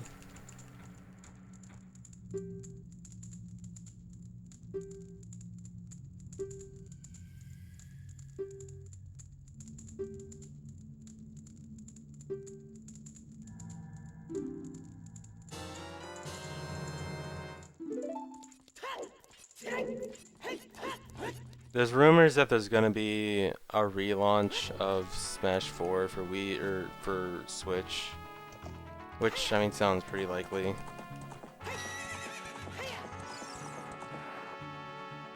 Although it'll probably be mostly a port.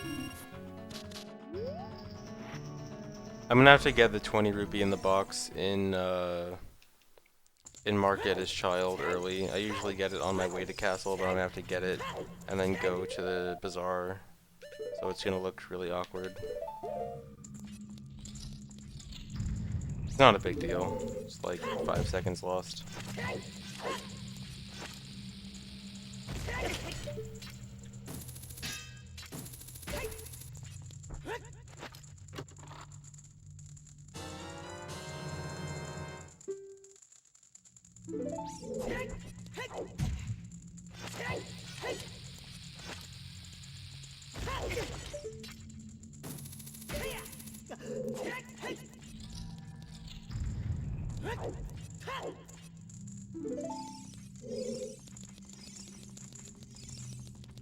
I'm pretty sure that text trigger is not symmetrical. I need to stop going at it from the left side.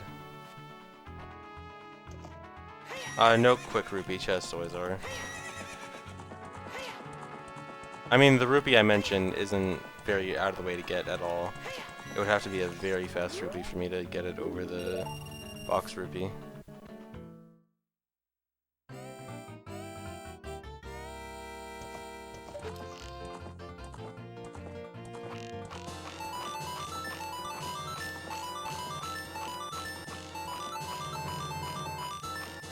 I hate hearing the sound of 60s.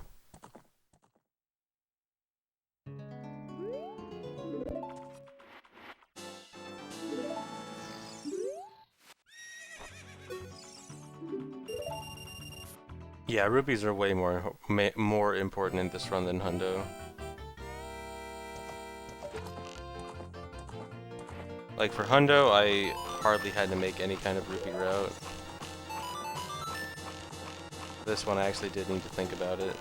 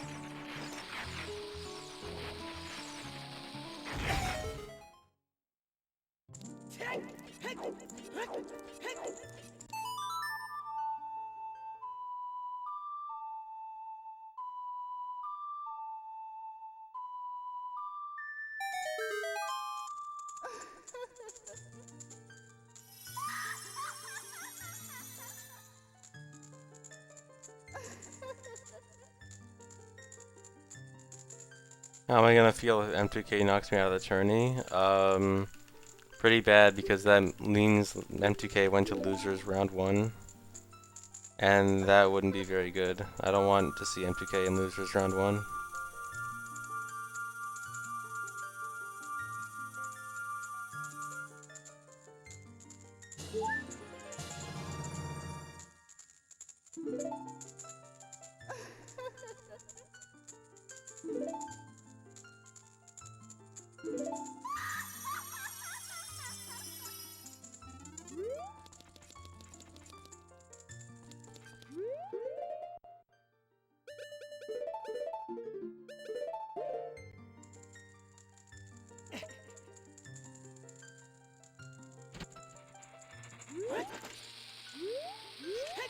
What was that?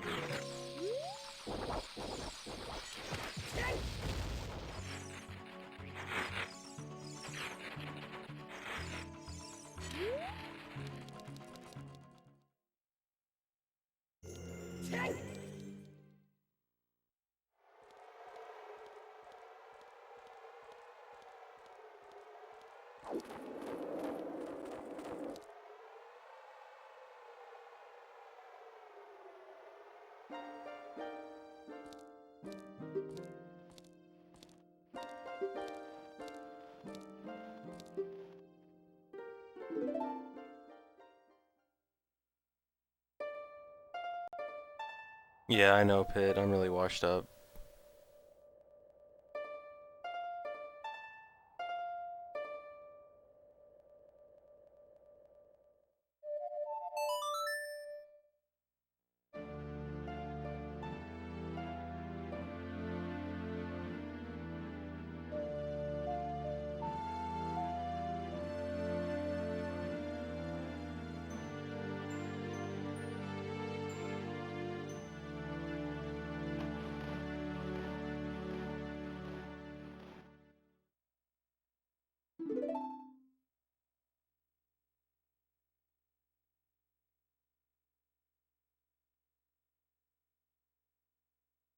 The purpose of picking up the bugs is it's specifically picking up bugs and fish and stuff in a bottle on my B button.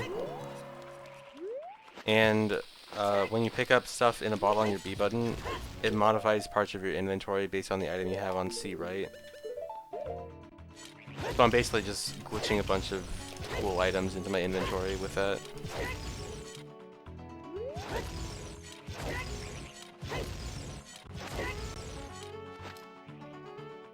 Where's the Gwei?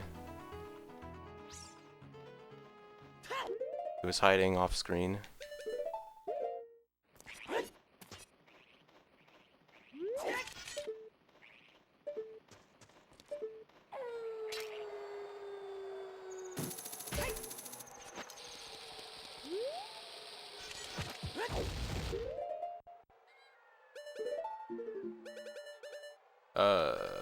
What am I doing? Oh wow, I have so many bombs that even if I didn't have a backup for the rupee, I could just buy 5 less bombs and it would be okay. I mean, I'm still gonna do it because I want extra safety bombs.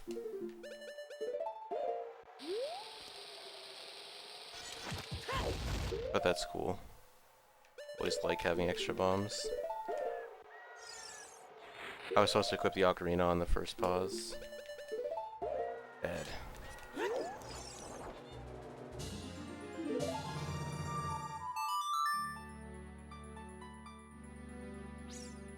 The purpose of the bomb is to do a trick. To trick the game into thinking that the B button was the last button I pressed, so that when I swing the bottle, it goes over my B button instead of normally going over the bottle button. So it's just the method of getting the B button, of turning the B button into a bottle in the first place.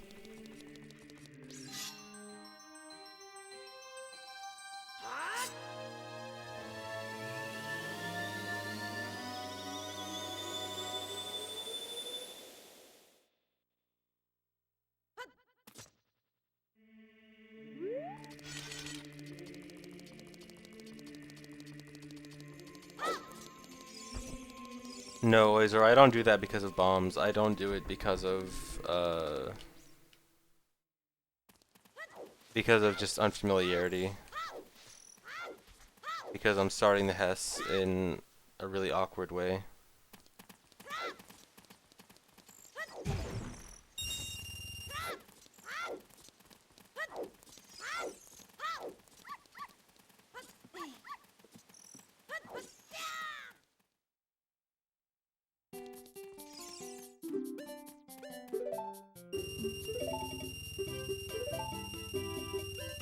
This dog followed me into the shop that I broke into at night. This dog is a thief.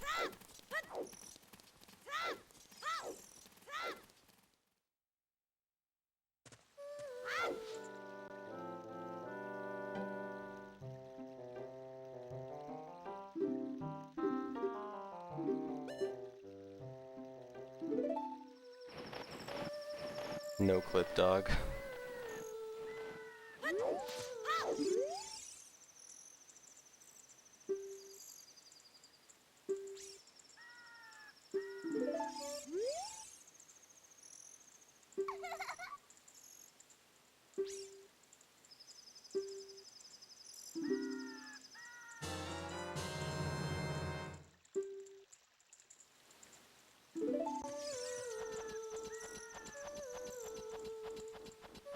Yeah, beating it in invisible twin row as possible. You can do it over and over and over and get a bunch of heart pieces like that.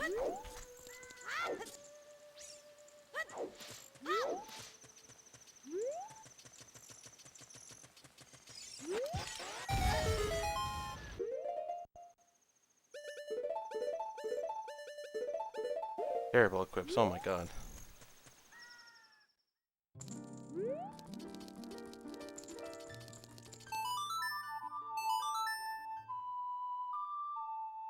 So there's 2 different ways you can do a mega flip. You can do it when you go inside the explosion and backflip out. Or you can get hit by the explosion, take the knockback, and then backflip after the knockback. The knockback one is what's referred to as a distance mega flip. And that one, because of the knockback, you generally go a little bit. It's not the mega flip itself goes farther, but because you're closer to the edge when you do the mega flip, it gets you more distance that way.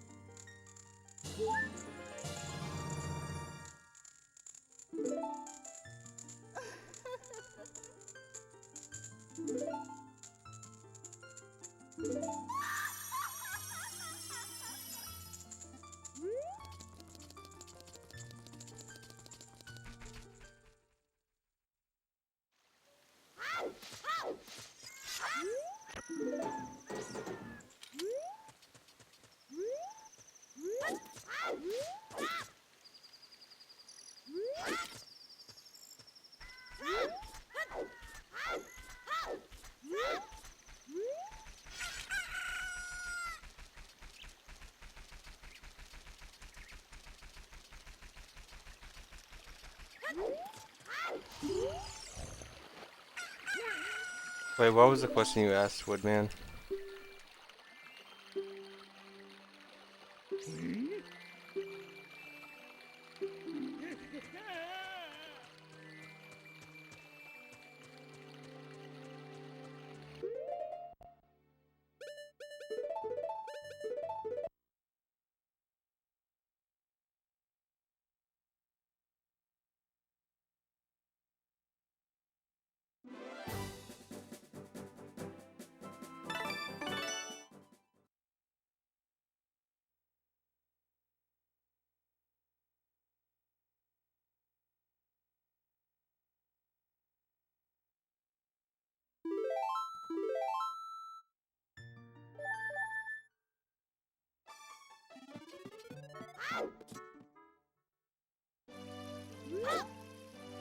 I'm gonna need more detail than that, Double Dog. I'm not sure what you're talking about.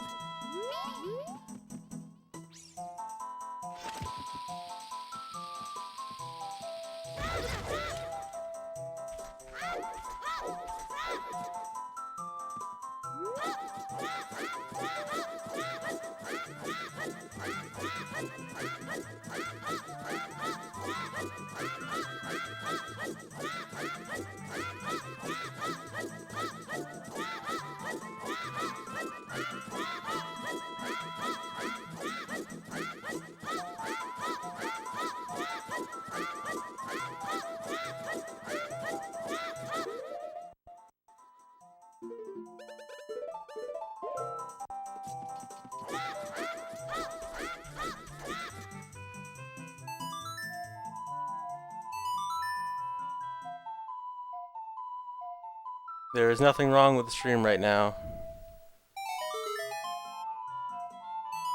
That's 2. I just loaded 38 Skull Kids and I need to play Saria's song 33 times. That's 3.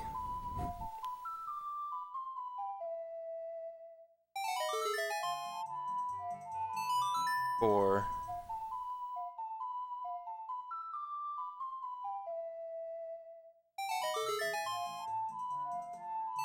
5.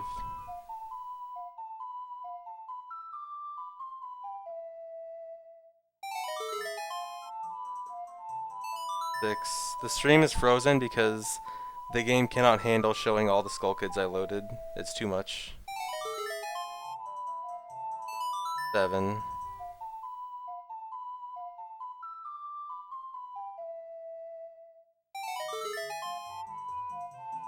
8,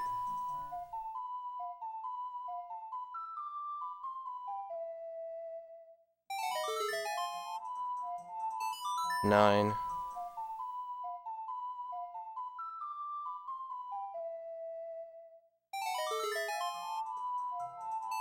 10,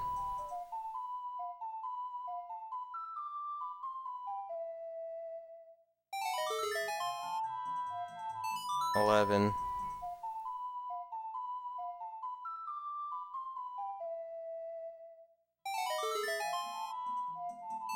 12,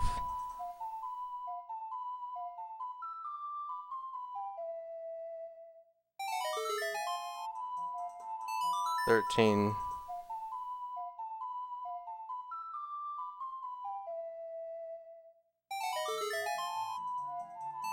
14,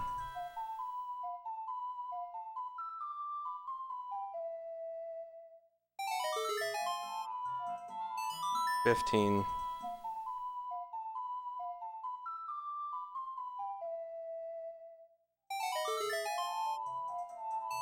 16,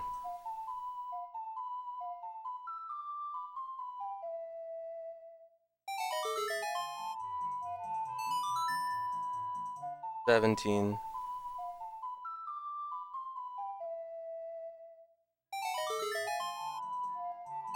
18,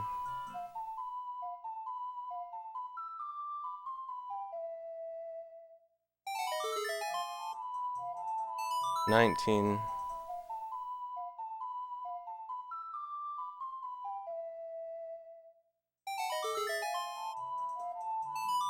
20,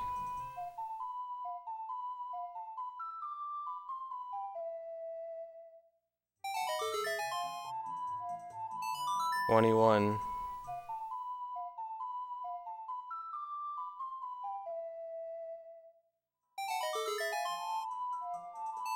22,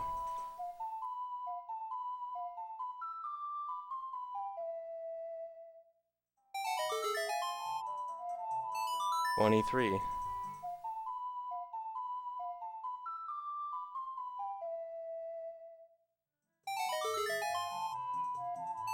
24,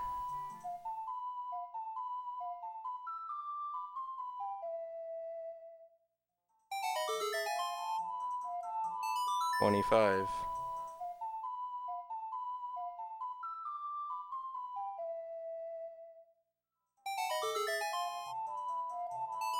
26,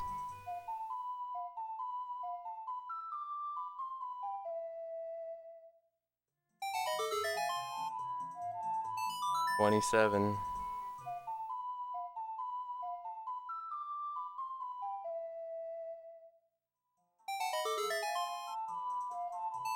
28,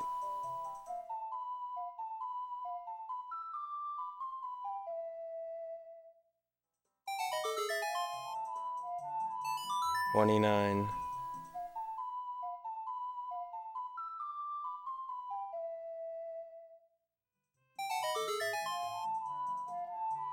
30. Almost done. I need 33. That was 30.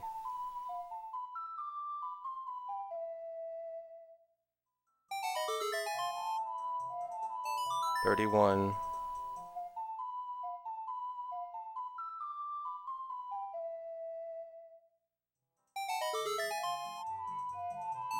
32. One more.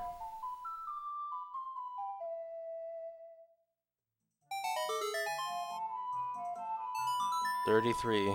Alright, I'm done playing Saria's song.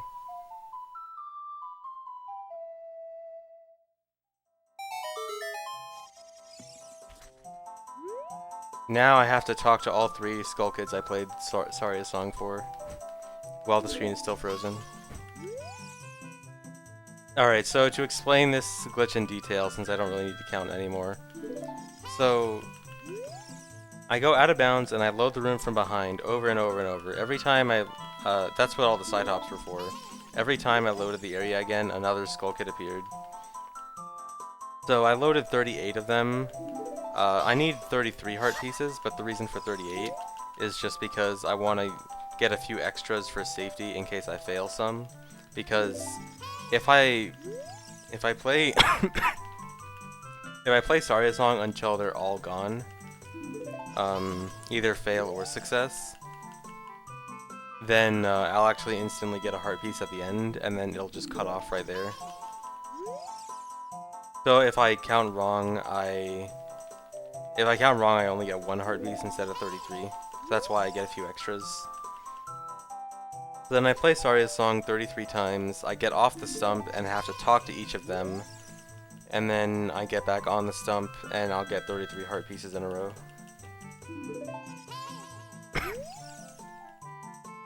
No, it's not possible to do this with the Ocarina minigame area. I've actually never been able to reload that area twice without it crashing. Not sure why that area specifically.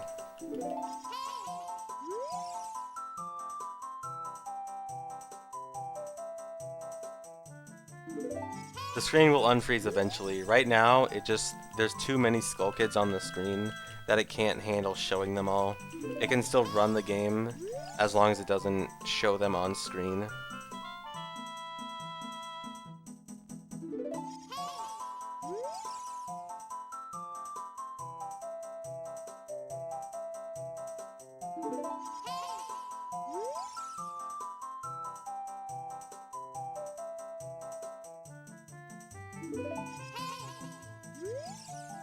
If I get one legit heart piece that isn't followed by all the other heart pieces, then it just cuts off right there. If there's any interruption between the first heart piece I get and the last heart piece I get, then it cuts off right there. I have to get all 33 of them in a row. The moment that I get a heart piece and then I don't immediately get a heart piece after it is where it cuts off. You'll be able to see game video in about 5 minutes.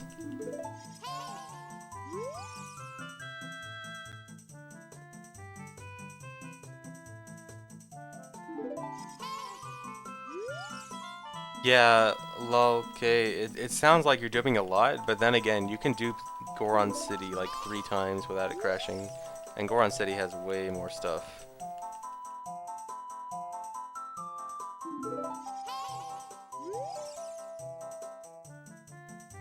If your stream is still frozen, try Control WTF.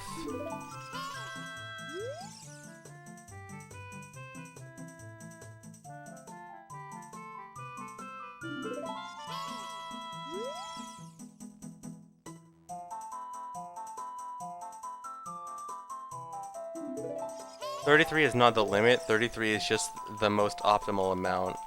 So, the reason I want 33 is because I need to get up to 20 hearts, right? And every heart piece I dupe takes roughly 25 seconds. So any heart piece I can get faster than 25 seconds, I'd rather get that faster heart piece than do another dupe. And so all the heart pieces that I get that are faster than 25 seconds add up to, I think, exactly 10 hearts. Or no, 10 hearts and 3 heart pieces that I get afterwards. And so 33 is just the most optimal number.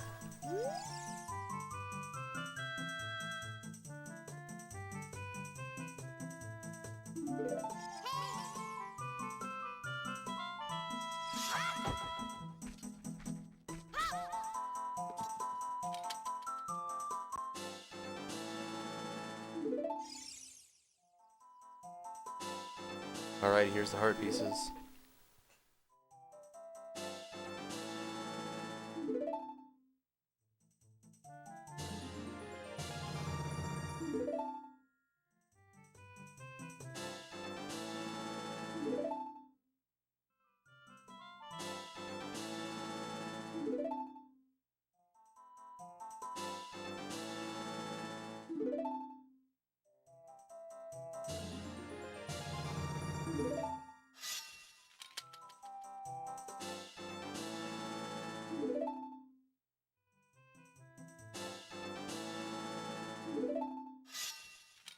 I know what to do because what I need to do is very simple stuff. And even then, I can plan out my movements pretty specifically because of how simple everything is. It's not like I need to do any gigantic tricks while the screen is frozen.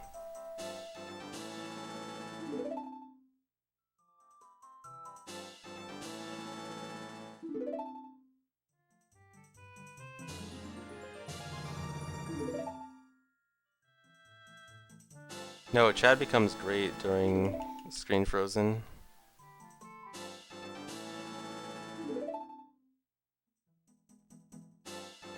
There's not really that much I had to practice. I mean, so this part is basically split into 3 different parts. It's playing Saria's song 33 times, into mashing A to talk to all the Skull Kids, into getting back on the stump and mashing through text. So it's not like I need to practice very complicated stuff. What I more needed to practice was counting and not crashing. And setting up the glitch in the first place.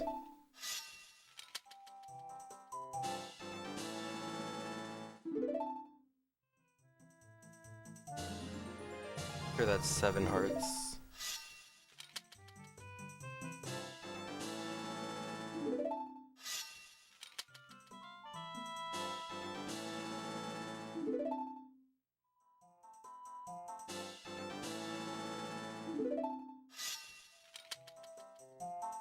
Okay, I think this one is my last one.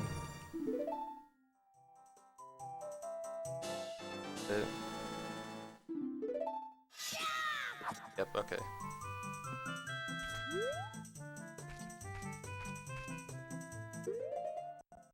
Everything is fine. Everything is fine.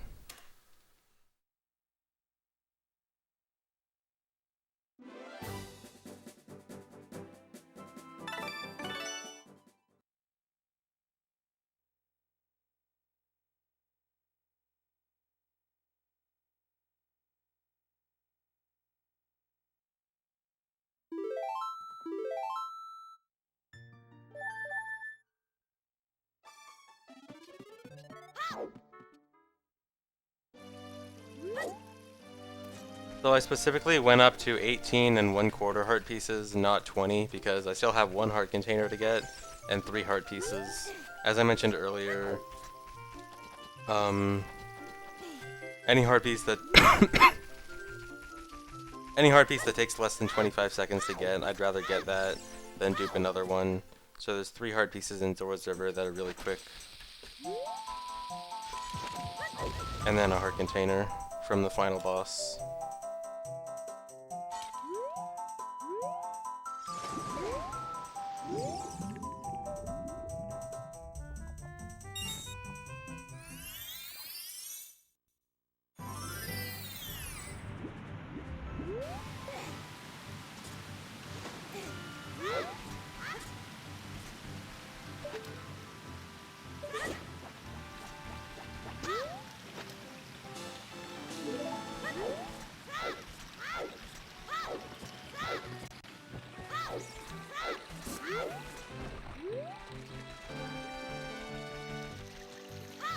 Hey.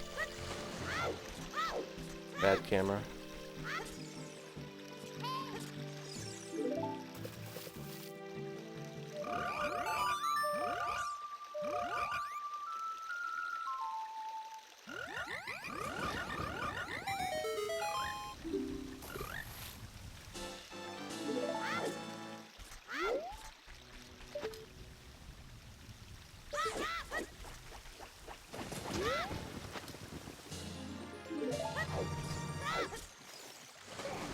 So there's my last heart with heart pieces.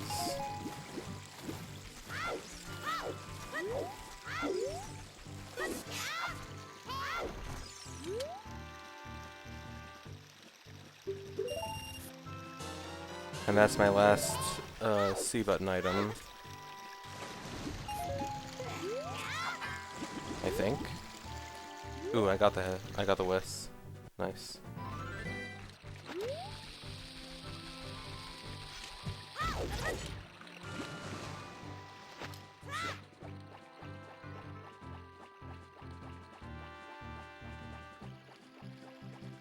So Hess can outrun the boomerang.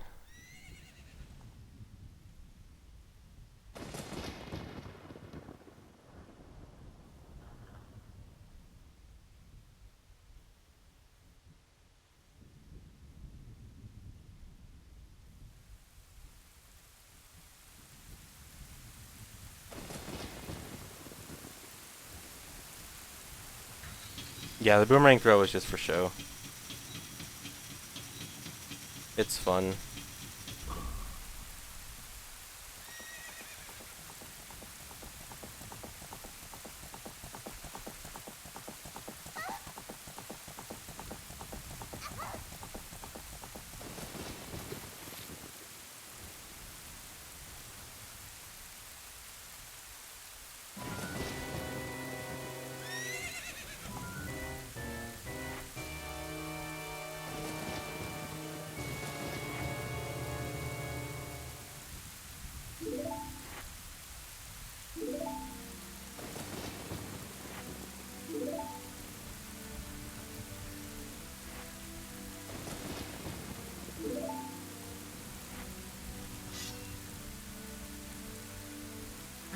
Yeah, the trigger for this cutscene is just have the spiritual stones, not specifically beating the dungeons.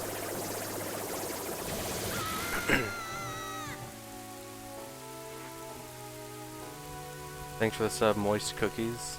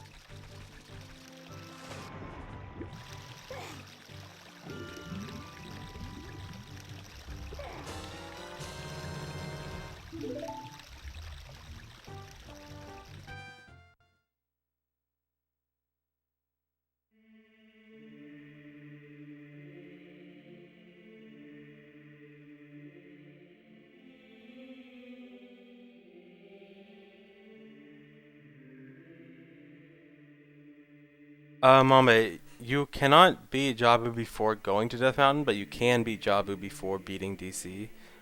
There's rocks at the beginning of Zora's River that you need to blow up with bombs. Um, but of course you could just get bombs, leave, beat Jabu.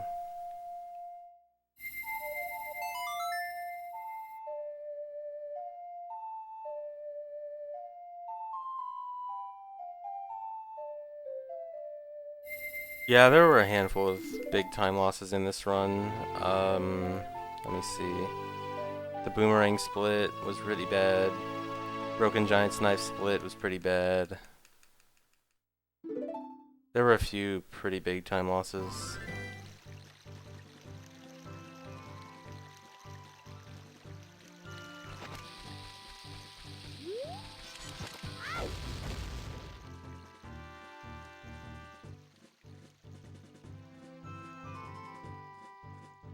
You can't get chews before that point, at least casually.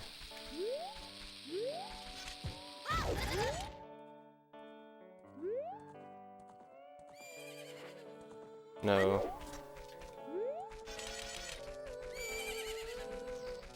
It's definitely possible for me to not PB. It's not like there's nothing that can go wrong at this point, but as long as I'm not too stupid, should be pretty easy.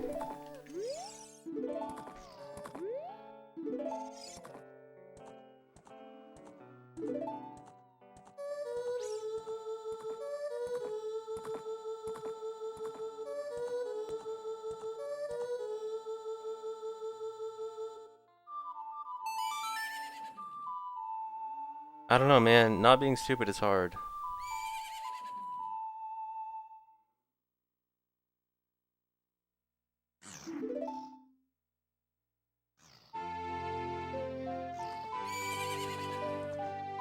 Wait, where do I split for this? Did I miss where I normally split? I think I did. Okay, I would have gotten a best split by like 2 seconds.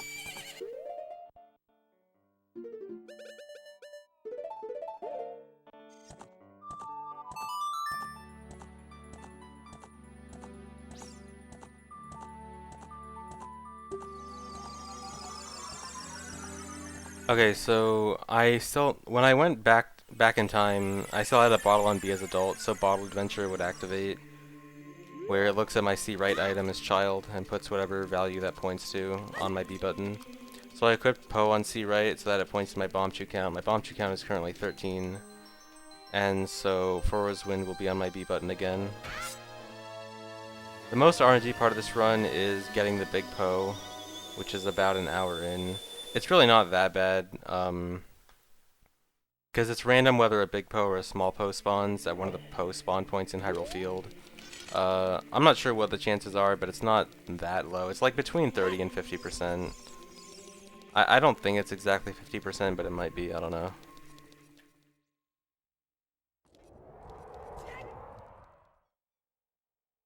So I have to leave and re-enter Temple of Time so that Fro's Wind gets set at the entrance point of the Temple of Time and not back at the Master Sword pedestal. If it's back at the Master Sword pedestal, very bad things would happen.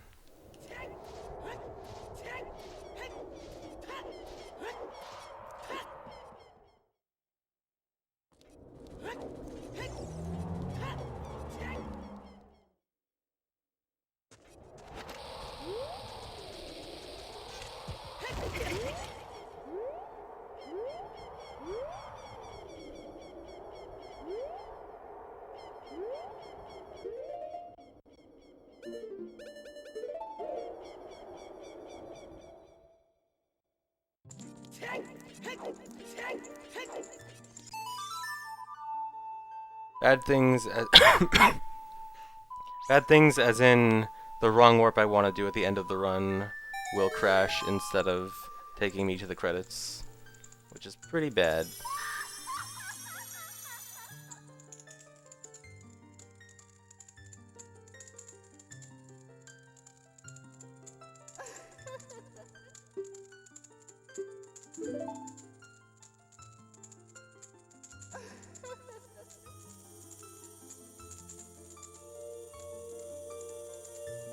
Well, my adapter can't stop working because I'm not using an adapter because I'm actually playing on the GameCube version with a normal GameCube controller. So no adapter is needed.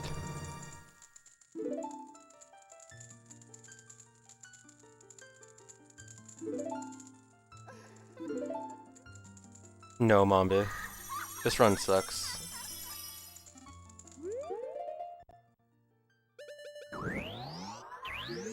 Like, I'm definitely gonna keep trying to beat this run.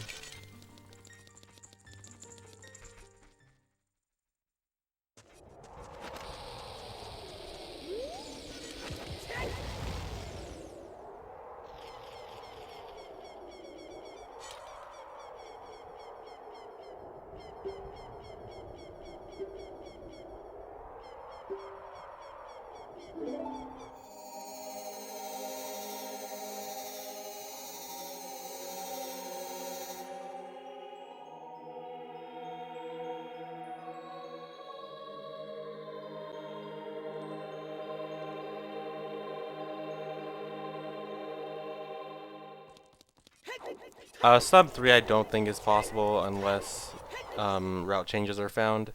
Although I think route changes in this category are far more likely than in most categories, just because of how new it is, and the fact that this category is like glitchy as hell. Come on.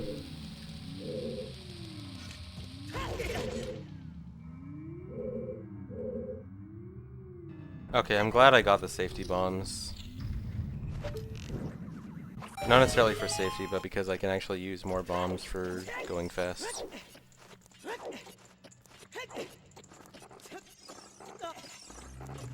Actually, it was less getting safety bombs and more not being bad with bombs. Which is also good.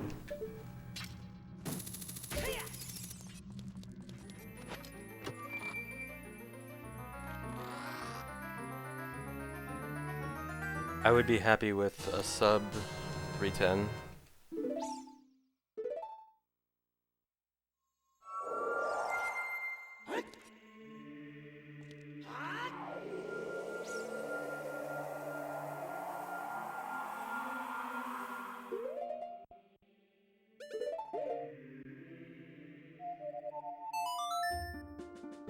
So the first warp I did out of Ganon's castle was just because that's the fastest way to exit Ganon's castle. You can't play a warp song out of Ganon's castle. Leaving Ganon's castle normally is super slow. Save warping is super slow. So I just froze wind out of there as the fastest way of exiting. But I have to set froze wind in the same place for the wrong warp.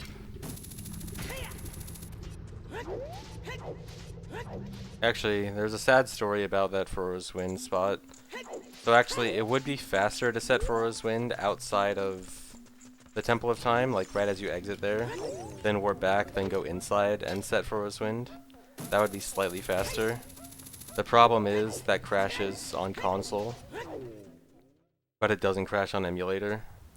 And it would also show pretty colors. You get to see the outside of Temple of Time in the background without the pre-rendered textures, so you get to see like a bunch of colored polygons, and it looks fun, but it crashes, so it sucks.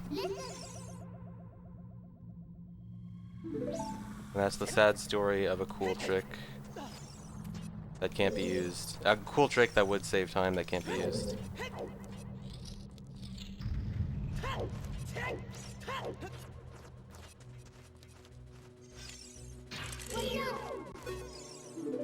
Alright. I don't suck.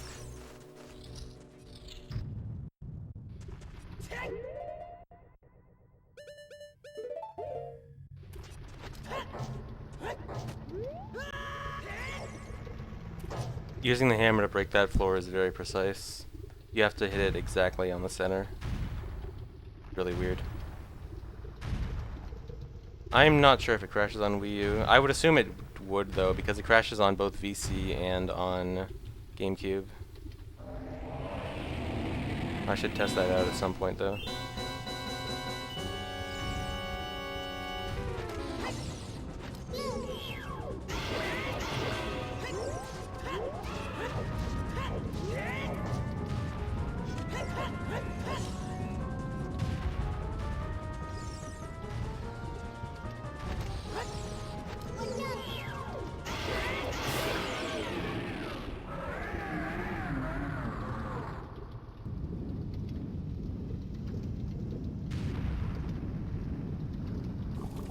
Yep, so that's the final boss.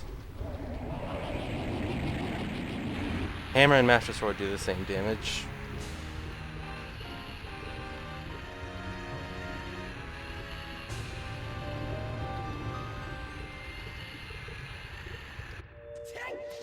And here's the last heart.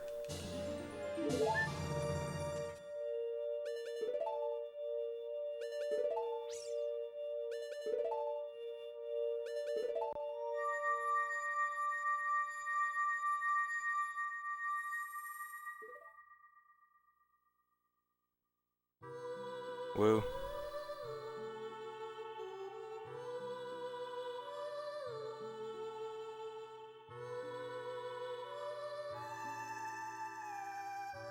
So this is the credits. Specifically, this is the end of the credits where Link is in the Temple of Time and Navi goes away and stuff. But it obviously looks very weird. And this is because the front room of Temple of Time is loaded, but the back room isn't, but the scene takes place in the back room. And so everything is like half loaded. And also Link is supposed to be child during this scene, and the game never sets him back to child for this.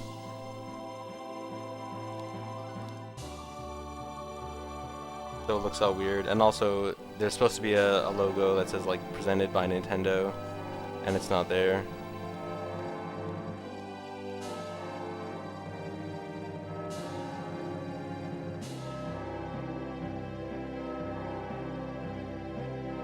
What is with Ganon? There is no Ganon. Ganon is not in this category. And then, so because the game never set Link to child, we get this lovely scene between adult Link and child Zelda.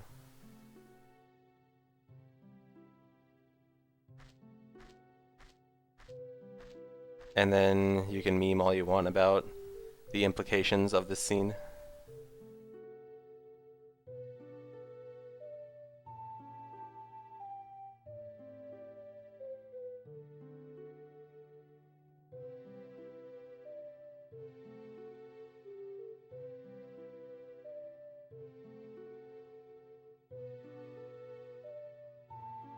And that's the run. So I still want to beat this.